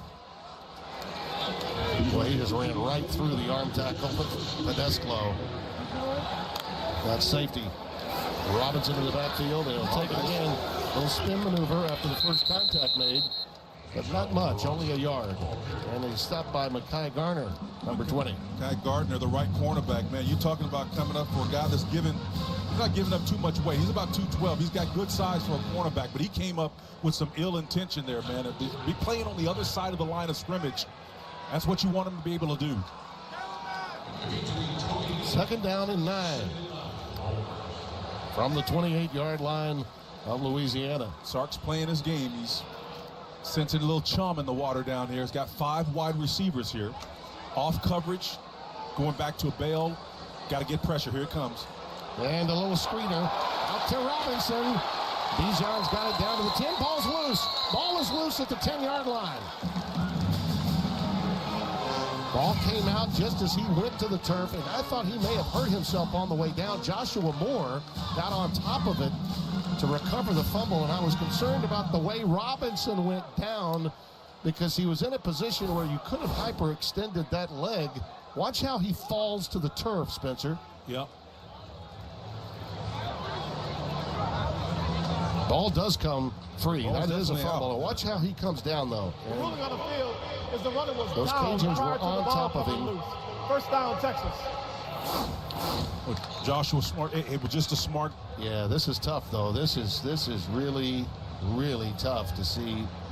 You know, arguably the best running back in the country, certainly it's close. terrible. His talent is through the roof good, and he's having a hard time here. He's going to shake that off if he can, man. Well, that's good news. We saw Minnesota lose Muhammad Ibrahim, Yeah. and he's an elite runner as well. You're talking about a difference maker. This guy's a catalytic player. Everything changes when he's not healthy. Yeah, that's the recovery by Moore. And Moore's heads up on his part to be there when he needed to be. That clearly was a fumble, no doubt about it. Now, see, it depends on how quickly he can get back in the game, Tim. You know, people think coaches are anal when they try to protect the status of a player. Let me tell you something. This guy right here being out of the lineup changes everything immediately. Particularly when the field shrinks as it does down here, right? Absolutely. Options are going to get limited, and this is the type of young quarterback that, although he's been impressive today, you don't, at this stage, think the playbook is going to expand for him. That's usually for guys like Levi Lewis, his counterpart. Well, Robinson's out. He's had a 19-yard run, a 19-yard catch on this drive alone. Roschon Johnson stopped, buried right at the line of scrimmage at the point of attack. See, you can't deploy a Bijan Robinson out in the formation to make the inside of this tackle-to-tackle structure weaker. You can't put some full player out there. You got to literally make them respond to what you do. If you go 5 wide, empty backfield, and put him out there, Sark is going to try to find a way to suffice and make up for the fact that he's got his best player out of the lineup. Shotgun formation. Brewers coming to the game at tight end. They're outnumbered here, Tim. Here goes Johnson again, inside the 5, down to the 3. So 3rd and goal. This is a huge 3rd down for the Louisiana defense as they try to hang in this game. Let's see what Sark has. He's consulted with Kyle Flood, his offensive lineman, and the line coach. Look at the numbers on card, Spence. 14 of 21, 224, 2 touchdowns. That's a great debut for any freshman. Johnson, the lone setback. It's called. It's touchdown. How do you do?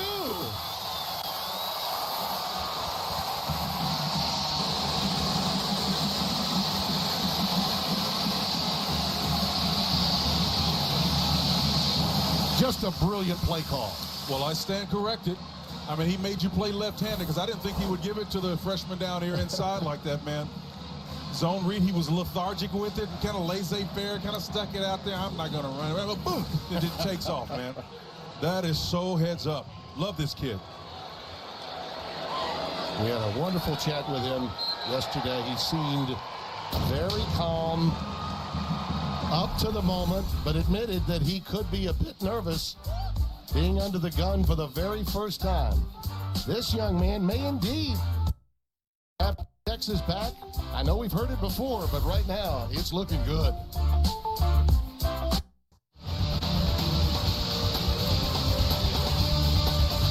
Vince Young, Colt McCoy. When Texas was great, championship caliber, could it be that this young man, it was Sam Ehlinger, now with the Colts, of course, who said Hudson came out of the womb spinning the football.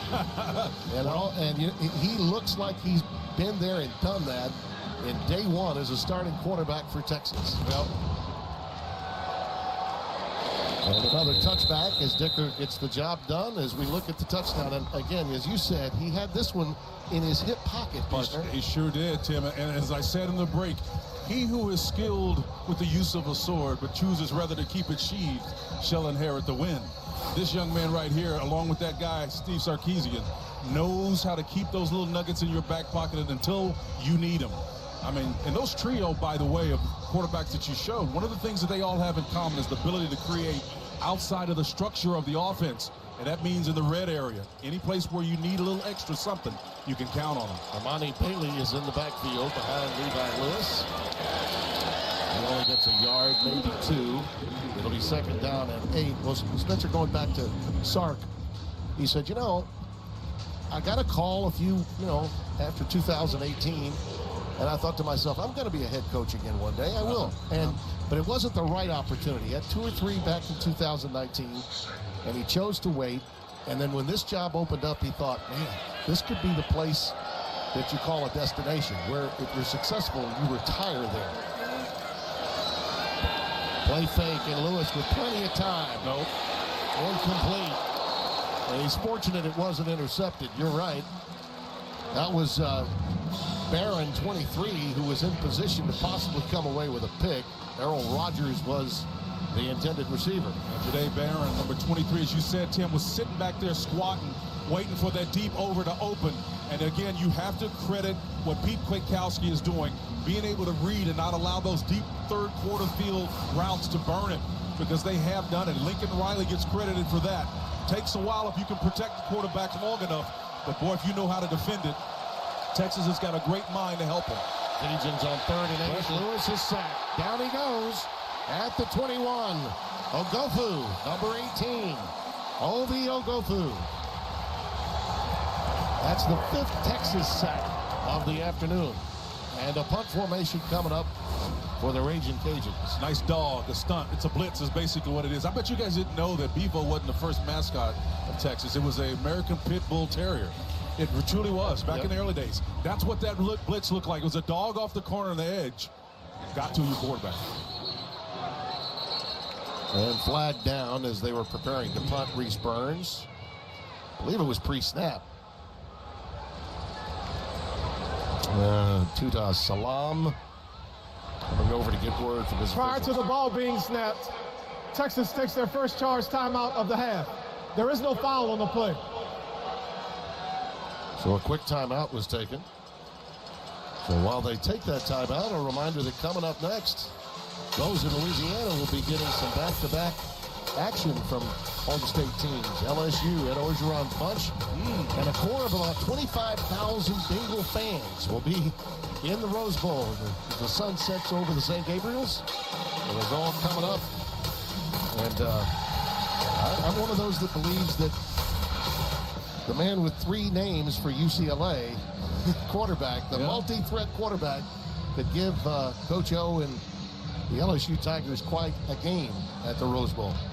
Yeah. What do you think of Dorian Thompson-Robinson's chances? I love him. I think he's very skilled. I think you're right. They've got a lot of skill position players that have had a year to season and mature, but Coach O's hitting reset.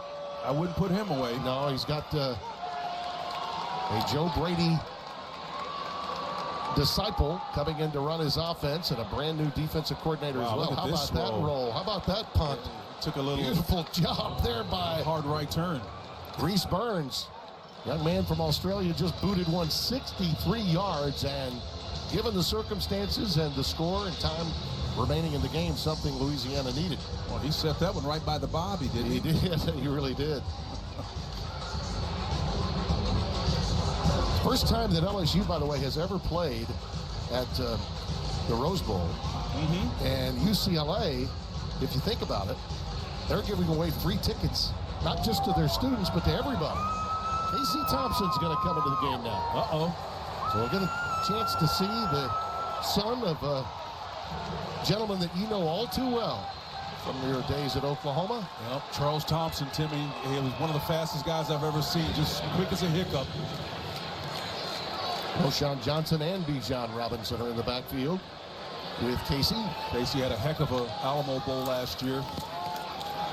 And there goes Robinson again. Good to see him healthy. Quick feet, yeah, it sure is. I was concerned for him when he went down, more so than the potential of losing the football on a fumble. It was the way he landed that was problematic. Now, this is a smart decision right here, in my opinion, because in this era of transfer portals and fragile minds and emotions, Sarkisian understands, got his finger on the pulse of what he's dealing with here.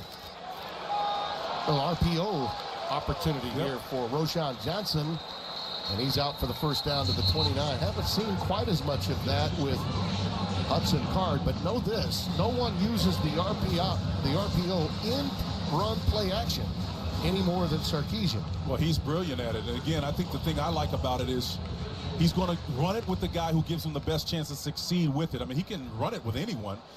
You look at the skill set of Hudson Card, he can do some of these things athletically. You just don't want to expose him to those risks this early in his career. By the way, Robinson, 160 yards total, 87 rushing, 73 receiving today.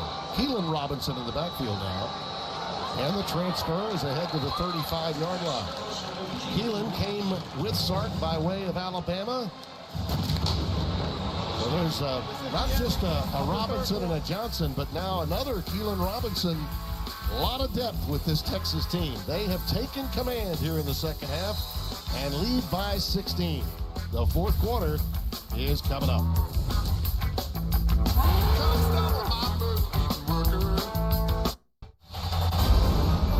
Fox College Football is sponsored by Geico. Spencer, let's take a look at our credible team comparison. Timmy, I like these numbers. They're very impressive. Again, Texas really in the second half took over things. They obviously made their first half adjustments and came out, as did Louisiana. But I think Texas has a command now, even with this second quarterback. They're on to something here. Keelan Robinson with a stretch play. Turns it back up, and I think that's enough for the first down.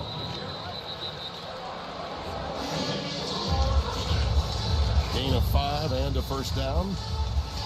Timmy, I talked about the decision-making by Steve Sarkisian and bringing in Casey Thompson to balance this thing out, just from the standpoint of making sure you keep everybody happy. And this guy right here does everything right. He's an academic All-Big 12 first-team member in 2020, 6-time member of the Big 12 Commissioner's Honor Roll. He does everything right off the field, so you got to give a chance to a guy like that. Replaced Ellinger, you might recall, in that Alamo Bowl after he got hurt. And there's Robinson. Gain of only a yard that time to the 40. When you're a Longhorn for life, Ellinger was. That's pretty outstanding when you think about it. And going late in the draft, I think he may have gone to just the right location too, don't you? Yeah, I think so. I will say this, and this is just it's what they pay us to do. I have an opinion. I say what I see. I think maybe too much of the offense ran through Ellinger. Yeah. I think that they probably could have done some things, some other skill plays to take some pressure off of him.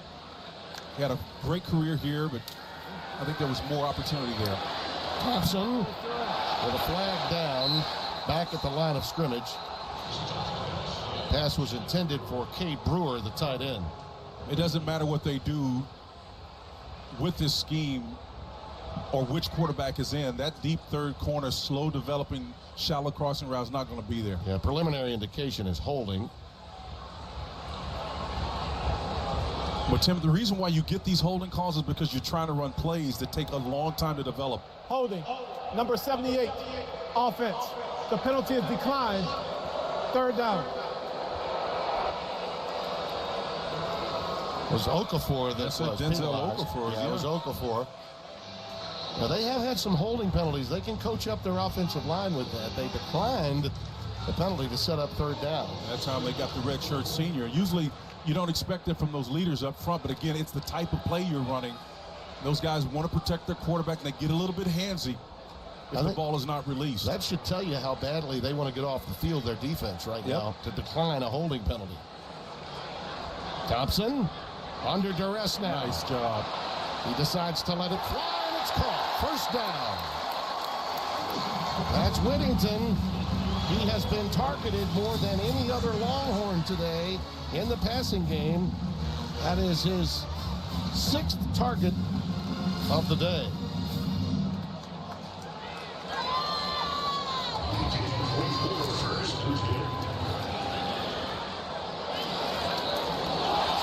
Look at that. Keelan Robinson. There's a little stop and go and an extra gear in there for him. Well, this series is just beautiful, man. So many outstanding plays being made on this series. Some of it, this is the one where the coaches sit down and they just will salivate over it, Timmy. Here you can see the ball seated properly in the right hand, gets vertical, bounces out to the outside, resets the ball, makes another guy miss. That's excellent running. I'll tell you something else, Spencer. What you notice is not only is Sark finding his way with this scheme, regardless of who the quarterback might be, but now the fatigue really wearing on UL. This is a team that's been playing a lot of defense for a lot of minutes today, and Billy Napier's team is gassed. They called too many men on the field, but it was declined by Texas, and that's what Napier was talking about. Robinson ahead, inside the 15 to the 14, a gain of 5. Yeah, Tim, you make a great point about Steve Sarkisian being such an intelligent coach. He's plug and play right now. Yeah. It doesn't matter. If, as long as you've got a core suite of skills, he can put any quarterback in there to run this offense. Safety valve, Whittington. Look at that. It's a touchdown. Jay Witt gets it in again.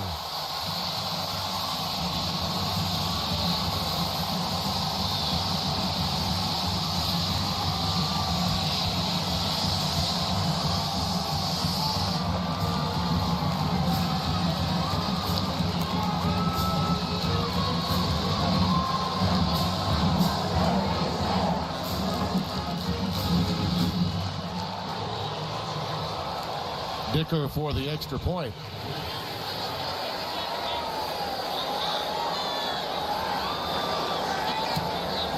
Wow.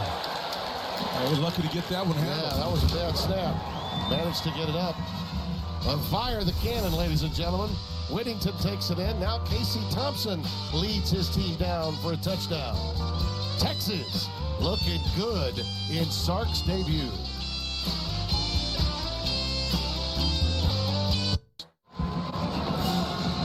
College football is sponsored by Pacific Life. More than 150 years strong. Protect what matters most. That is a tired group right there, Spencer. Yep. They had to play a lot of football and were on the field a lot longer than they wanted to be, really from the second quarter on. Yep, they did a fine job. Did Texas taking advantage of those tired guys? I mean, they was like a lizard panting on a hot rock over there earlier, man. They tongues hanging out. Yeah. And that's saying a lot. And remember how warm it is. I mean, and I know it gets hot with a lot more humidity, really, in the Acadianas. Yep. But 96 degrees, and it was scorching when we came in the booth. Dante Fleming is back deep. Another speed merchant. He'll let this one go as Dicker forces yet another touchback. But Jordan Whittington, what a performance he's had. 110 yards receiving, a career high. Last year against Oklahoma, his previous high of 65 yards. He's had 6 receptions for 110 yards in today's game. All of these players are really benefiting from an effective system and a brilliant mind in Steve Sarkisian. You know, efficient systems, they tend to take input from different people, right? And they produce results. And you can plug and play. I mean, it's just no different like a Henry Ford. You develop the process, and then anybody can have success with it. I can certainly see now why Hudson Card did win the job. You bet. Even though it was a difficult choice for him to make. Errol Rogers takes it to the wide side of the field from Levi Lewis. Anthony Cook, the nickelbacker, out of Lamar High School in Houston with the tackle, a 7-yard gain, 2nd and 3. Yeah, I know we're talking about offense now for Louisiana, but I think Texas, with Sarkisian calling the plays and everybody having success who gets under center, can get back to that factory status quicker than most people thought they would. Lewis again throws one a bit too high today. Jalen Williams, when he's missed today, it's been high and wide. And I think Kwiatkowski's defense has something to do with it, but also, you know, he had a lot of drops in the first half too, Spencer. He did. He had 3 drops. And Tim, the thing I'm noticing is he's not been able to go over the top and really exploit. He's had some seam, some wide seam, some intermediate stuff available, but he's really not been able to take the top off of this offense. And so here's a case where you got a single safety deep high, so they're defending the run now. Single safety, 9 men around the line of scrimmage. And they defended the run well, but Smith burrowed ahead for the first down. And that's pretty, you know, look, when you've got a single high safety, you can still run the ball against that front. That's pretty impressive. Well, he's short again. They marked him. Boy, they're going to go on 4th down again. Wow. They only got 2 yards out of that. I thought for sure he had the first down. Well, they're 2 out of 2 on fourth. They got to run in the middle if they do They'll it. try it again. Wow. And it's a pass. Quick out to Jalen Williams. They're still perfect on fourth down, but have not been able to get short yardage. And I think in the end, Spencer, when the game is over, when you talk to Billy Napier, it'll be, we could not consistently run the football the way we're accustomed. No question about it. That's been the key. Yeah, because that's how you affect numbers, right? You make them defend the run.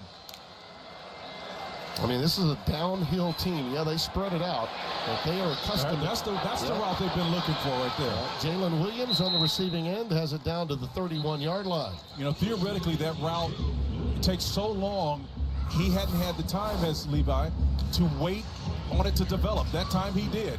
He's been getting happy feet occasionally. That's because of the Pete Kwiatkowski's defensive scheme has allowed that front four to get pressure on him without blitzing. And when you can do that, those late developing routes are really not going to be home runs. Really, the only thing that they've done that you'd consider abnormal was the onside kick. Yep. Other than that, they've gone toe-to-toe with the notion that they didn't have to surprise anyone to compete. Just have not executed the way they normally would. That pass falls incomplete for Smith. They tried the middle screen there, Tim, and a lot of bodies there. Smith probably should have had that ball, and who knows? Those things tend to look ugly, but they tend to be jailbreaks, and Billy Napier knows it. If you can get and sift through there, guys start reaching, and you can bust really big plays. But the key is look like it's chaotic. But, man, if you can get it seated properly by the receiver, you can make some big plays. Second down and 10.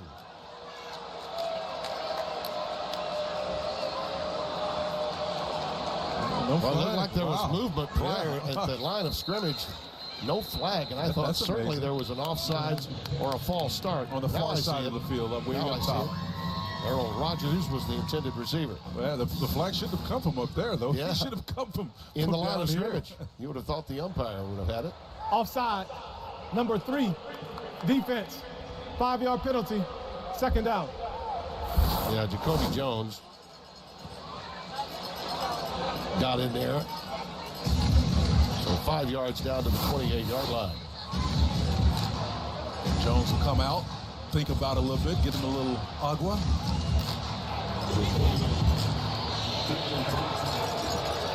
Chris Smith remains in the backfield. Haven't called Dante Fleming's name at all today. Now we do. He has it at the 30. And close to the first down.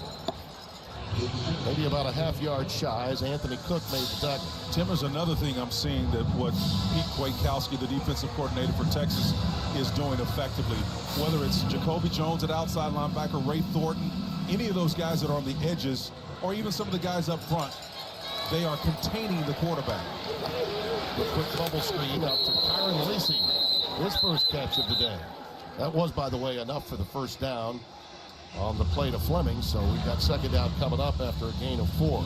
Yeah, and when you're talking about containing the quarterback, Billy Napier knows his guy's asset is being elusive. But if you've got containment proper, you're going to flush him up the field. Then we got a lot of underneath bodies that are able to curtail his otherwise explosiveness. Bailey A little in the backfield. sneaky blitz. Play fake. And they go with a quick out to Lacey again. Kyron Lacey gets free. Wow, how about that? Inside the 5. Touchdown. 19 yards to Kyron Lacey, the freshman from Thibodaux, Louisiana. Usually those big plays like that, when you blitz from that side of the field, particularly when it's a short side, you better replace really quick. And watch the pressure. It's a little corner cap blitz. Number 9's coming in underneath, makes one big guy miss, but you better replace. You're asking a linebacker to go deal with the wide receiver. That's a mismatch. Great job of selecting that play into the boundary, the short side of the field. A lot of traffic over there, Tim, but sorting it out. Well, you can bet that this UL team is not going to go and fold. It's not their makeup. They're a championship caliber team. They'll go for 2 here. Smith in the backfield. They go with the fade. Incomplete. Intended for John Stevens, the transfer. Could not reel it in. So the score remains 35-18. Timeout. 9:31 remaining. I'm coming out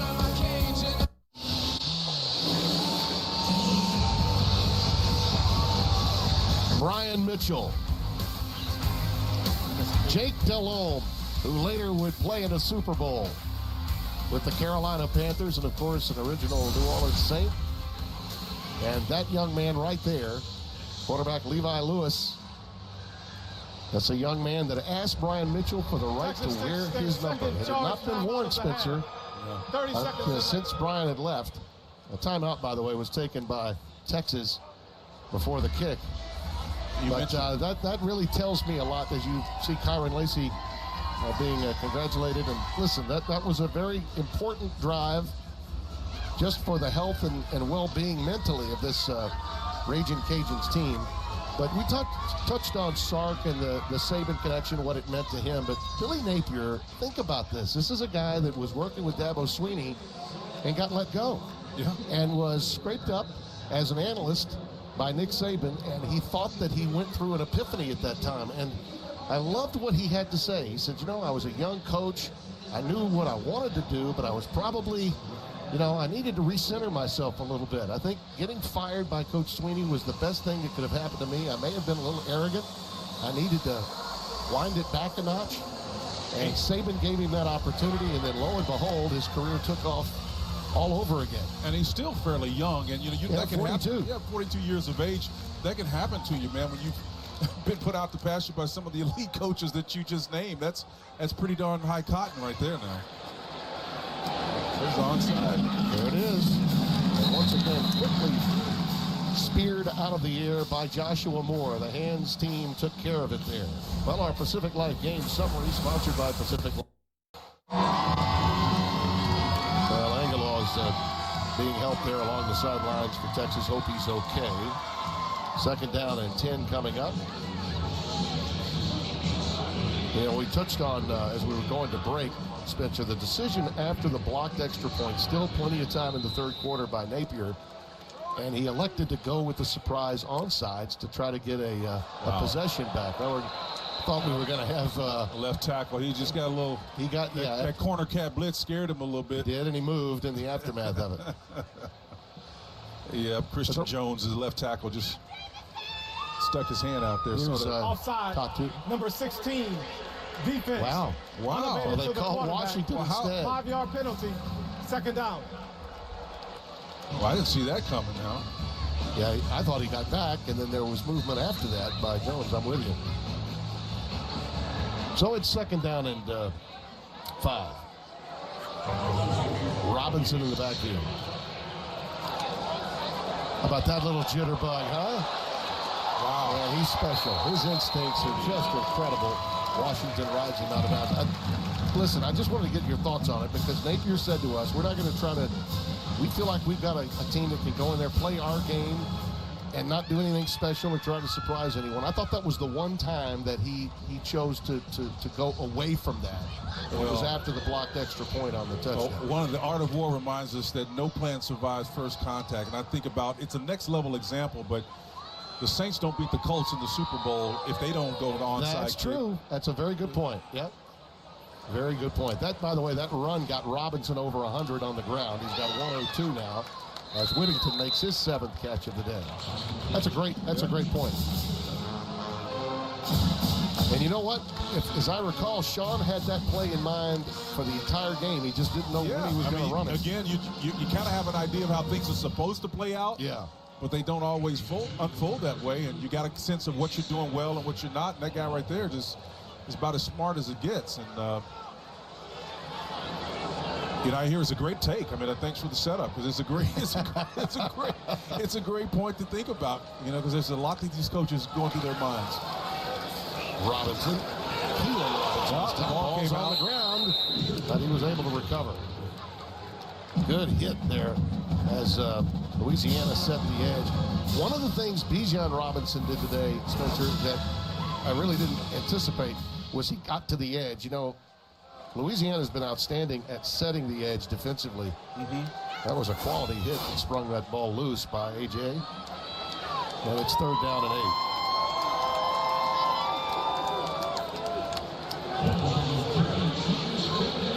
8. Twin backs, Keelan Robinson, Bijan Robinson. This is more of a conservative front here. This is 2 backs. And Bijan, nothing doing this time. Yep. Wrestled down by Zion Hill, number 4. They're trying to run this clock out. I mean, you can tell by formation.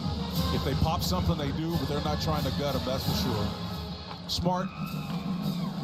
Get your guys some reps. Try to get out of here with a win. And you can keep the ball away from them. You know, you showed that Jake Delhomme highlight a minute ago, or just the image of him reminded me of '96. Remember the upset they had against A&M, I think? Yeah. That was a big game. Probably the biggest one for the Louisiana. Hudson Card is holding. And back in the game for Cameron Dicker. He drove off. Yeah. No problem this time. He pushed one earlier in the game. But Dicker, the kicker, is back on target. And the lead is 20.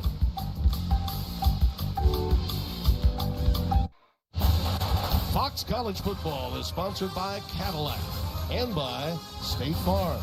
Like a good neighbor, State Farm is there. Well, coming up on College Football Extra, presented by Crypto.com. Our guys will be taking a look at a very active day with Mike Hill and Chris Peterson, Manuel Acho, all back there ready to go as soon as we're done and get you ready for LSU and UCLA. Or as my friend Vito Cook used to say, LSU and UCLA. Haven't they suffered enough? Yeah, he couldn't pronounce the letter L. God rest his soul. Would have been 90 this past week. And the kick goes through the end zone for a touchdown. By the way, you were talking about Jake Delhomme. It was 96. Yep, that's what I thought. And he quarterback there from 93 through 96. His coach, the late Nelson Stokely, who played in 96. Nelson had him. And, of course, Brandon Stokely, his son, played with Peyton Manning on the Super Bowl team in Indianapolis, was a freshman on that team. And Nelson was a great quarterback for Charlie McClendon at LSU.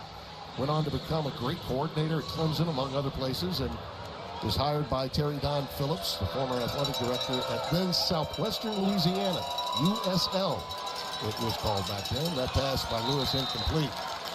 And see, that kind of latent pressure right there is something that Levi's been dealing with all game long, and it's really been disruptive. It was not a play that was designed to be a long developing pass, but that's the kind of pressure that would impede or at least discourage you from trying some of those shallow crossing routes that take a while to develop. And you were right, by the way. That team did beat Texas A&M. Yeah, 96. I remember the goalpost coming down, man. Which until the Iowa State win last year was the biggest win, arguably the biggest win the school had ever had. I think you're absolutely right. Second down and 10. Empty backfield for Lewis. And Levi again goes underneath. He's had to do a lot of that. That's going to be a personal foul right here, Tim, to the quarterback. Yeah, he got leveled, didn't he? Yeah. He really did. But again, that's just indicative of the consistent pressure that has been on Levi tonight. And it seems like it's increased as the game is worn on. It was a 7-yard gain. Personal foul, roughing the passer, number 9, defense. 15-yard penalty will be added to the end of the play. Automatic first down. That's against Josh Thompson. By the way, here it is again. Way late. Yeah, you know what I will say to his credit, it was late, but you know, at least he attempted to put that head on the right side. And wasn't vicious, but it was way late. Oh, no question. Yeah, first down 10, ball at the 47-yard line. Again, shallow cross to the tight end, Neil Johnson. And he slides down on the seat of his pants into Texas territory at the 39. Now you see the difference between that shallow cross and some of those ones that come more at a 45-degree angle. This is flat, right? And he's going to take a ride at the end of it. You got a better timing. You know, like Bijan Robinson, you got to take a class from that guy because he just jump right over you and make you miss everything, you know. Chris Smith back in the game. Right behind Levi Lewis. A little pistol formation. And they go to Smith, who's corralled at the 37-yard line, a couple of yards. And that's Obi Ogofu with the stop. A man that spent some time at Notre Dame out of the state of Michigan. now playing here at Texas. Over the middle. That threaded that one, didn't he? Lewis, beautiful pass to Kyrie. Excellent. Lacey. Excellent placement on his back shoulder. And I was about ready to say before that completion to Lacey, I think in the aggregate, this receiving core, Tim, that had every wide receiver and tight end in the rotation back again, had not really done well today. But they're moving it now. Yeah, they are.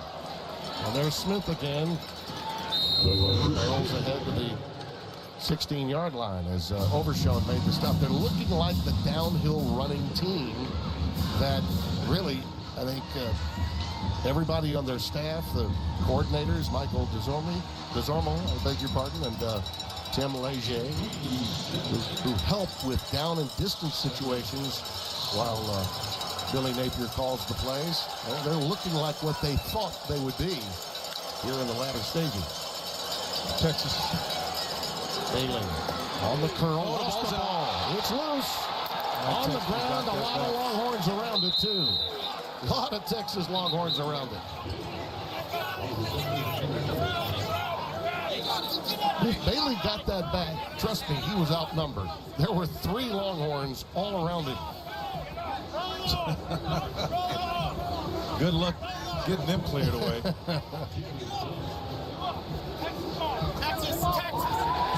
And it is Texas, yeah. Bailey was outnumbered, outarmed.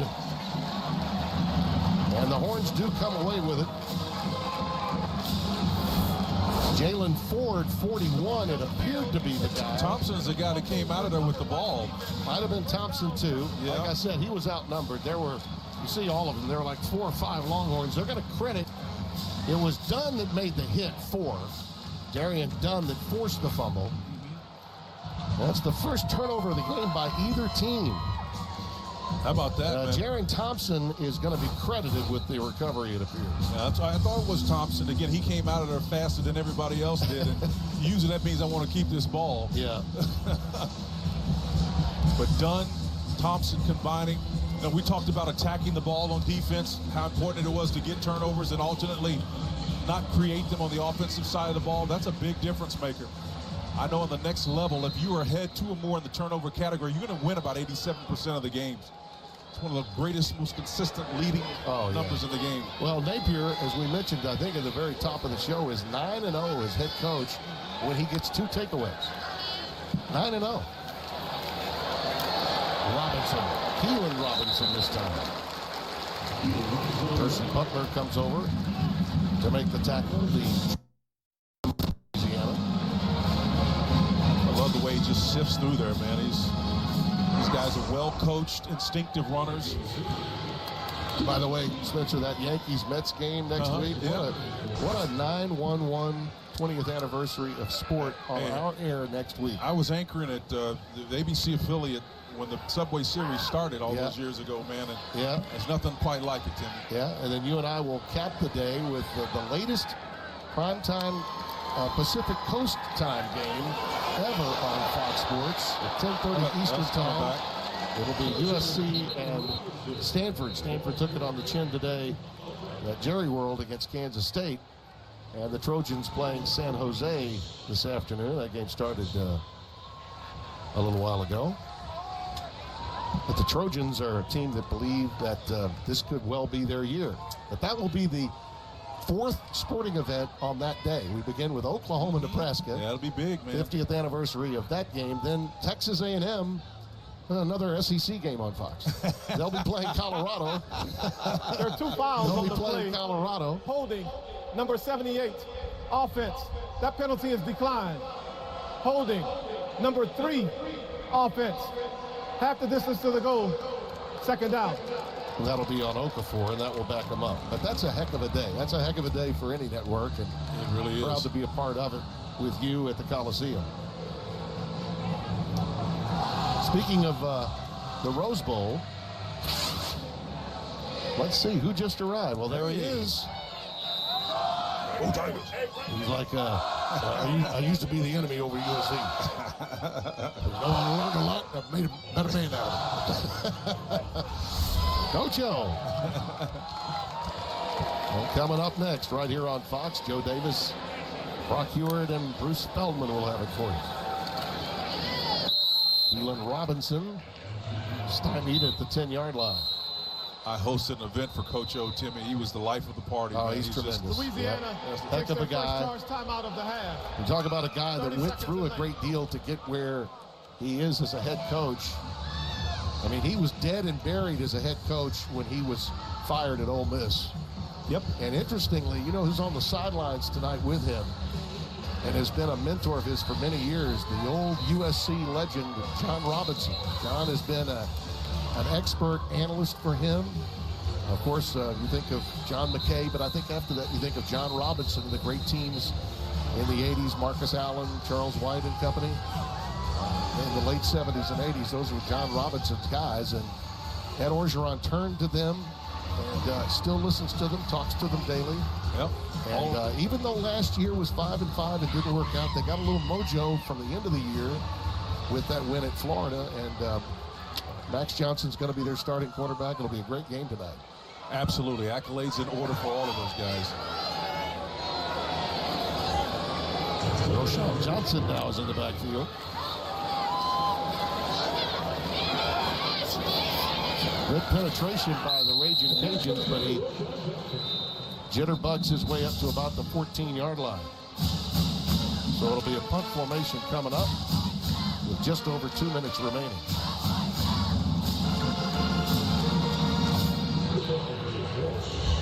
Louisiana. Dicker will takes come their in to second punt the charge ball time away. of the You know, half. when you say the kicker, Cameron Dicker, he's doing all the chores now. Field goals, kickoffs, punting. You know, Bachevsky missed the final 3 games with an ACL that he suffered against West Virginia. And the Australian has not been able to make it back. It's almost like Dicker will be a kicker that we will be talking about as a 20-year senior.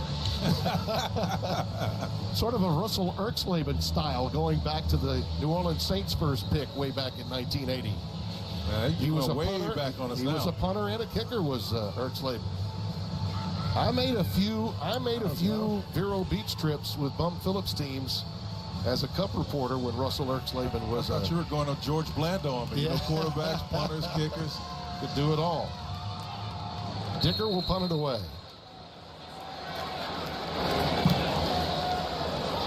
Wow, what a highlight. Yeah, Guerrer forced to call for the fair catch at the 33-yard line.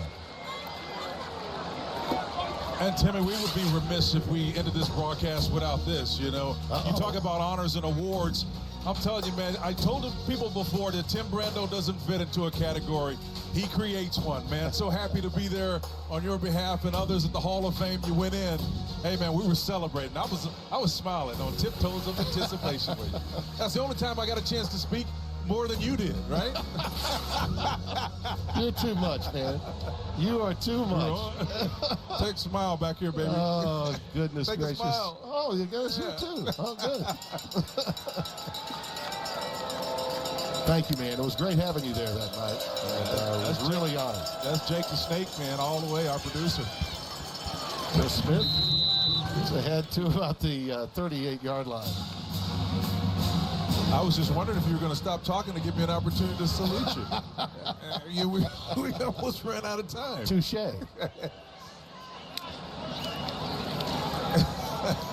Family says thank you. No, you deserved it. You've earned every bit of it, Timmy. Seriously. Well, I got to tell you, it makes for reflection. It definitely does that. And when you get to be 65, you're going to have those sort of lifetime achievement awards thrown your way. And, Yeah. But to have it happen at home first in my state means a great deal to me. Chris Smith takes the little safety valve and gets it ahead to about the 47-yard line. We'll call it a gain of 6. That was one of the great lessons my missionary mom used to tell us, that when your family speaks well of you, you know that you've done your job. And so I know you've always been a family guy, man. We always put family first. Terry and those wonderful girls, and now the grandkids. Yeah, big time. That's special to you. We know I may be a Hall of Famer, but I'm 4th string at home. There's an out pattern that is incomplete. But thanks for that. I really do appreciate it. And by the way, while speaking of Louisiana, my home state is really struggling right now, especially down around New Orleans and surrounding area, that area below, around Lake Grand Isle and throughout that entire area. And our statistician and content coordinator, Scott Alexander, barely made it here. Many thanks to him. He's been doing so much for us for so many years, and it was a struggle for him to just get here. And I thank my lucky stars for his making it, and wish all the best to those as they try to recover yet again from yet another hurricane. And Tim, if my math is still correct, and our hearts are with the folks in Louisiana, the really footnote to this game is number 4, number 1, and in particular number 1's numbers in the rushing department. He was a -4 yards rushing as of 4 plays ago. Right. And that speaks to how effective this Texas rush has been on the outside. It has been, yeah.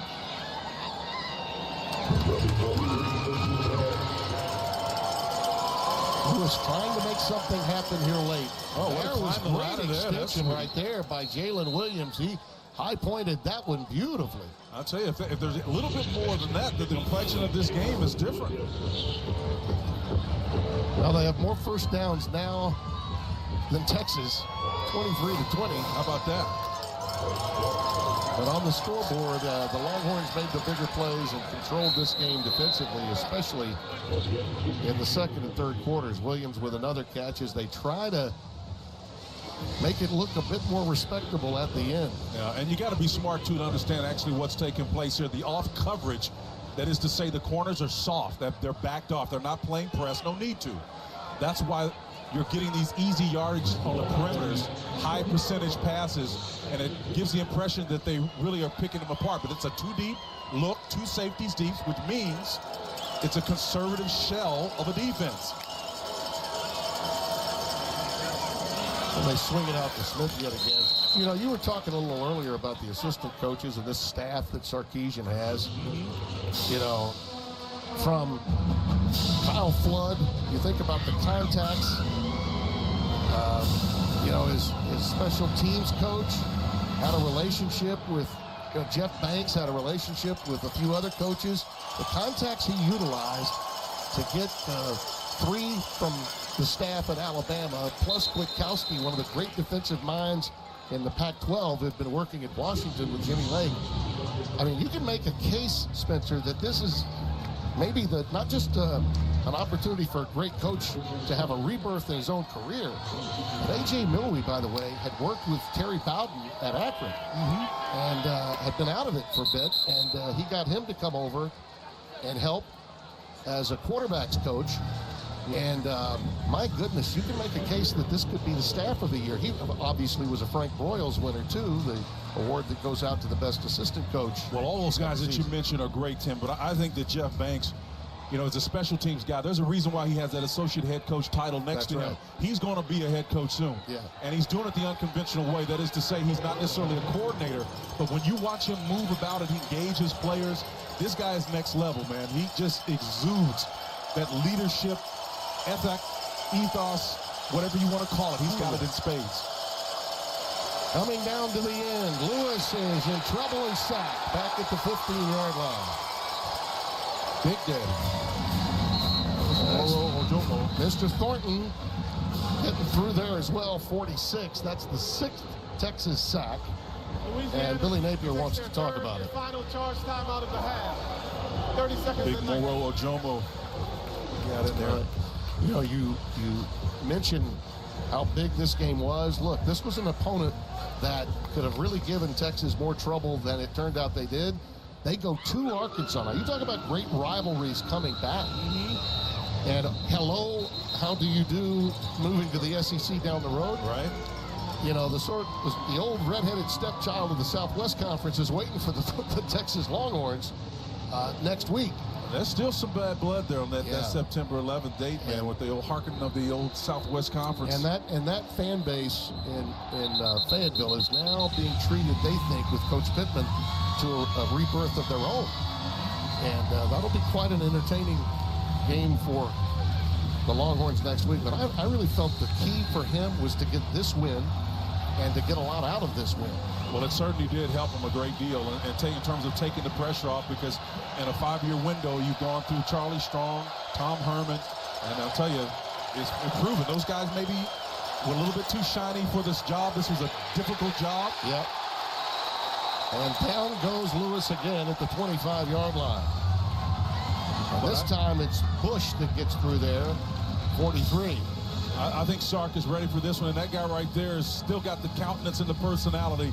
He's still going to be a good one. Now, the timing is, with this senior latent team, you can make an easy argument that you're not going to be better next year, right, with all the graduation. So you got to look at the landscape of college football to see how stable that's going to be. And guys like him and Matt Campbell and others, I think what matters in the big picture for him is winning a Sun Belt outright. Oh, yeah, that's and huge. Making a big crack. Now, they would have been probably, once you get past Cincinnati, this team would probably have been the most likely to be a sort of New Year's Six Bowl kind of team out of the group of 5 conferences.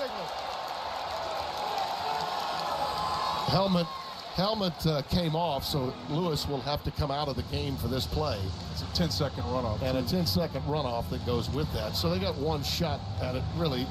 And Chandler Fields, number 16, the freshman from Metairie, and Archbishop Rummel will get his opportunity on national television.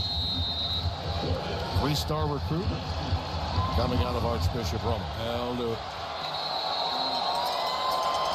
This is the end. And he didn't get a play. Son of a gun. Well, you got to mention. But the moment belongs to Texas and Steve Sarkisian. And as he said, I've got a lot to prove. Texas has a lot to prove. I think he did. I think you're absolutely right. He acquitted himself, balanced and managed that quarterback situation extremely well. Impressive. 2 outstanding coaches meet at midfield for Spencer Tillman, our entire crew. Brett Bender, our spotter. Scott Alexander, our content coordinator. Tim Rando saying goodbye for now. We're going to take you to the studio on the other side with Mike Hill and the guys. Stay right where you are.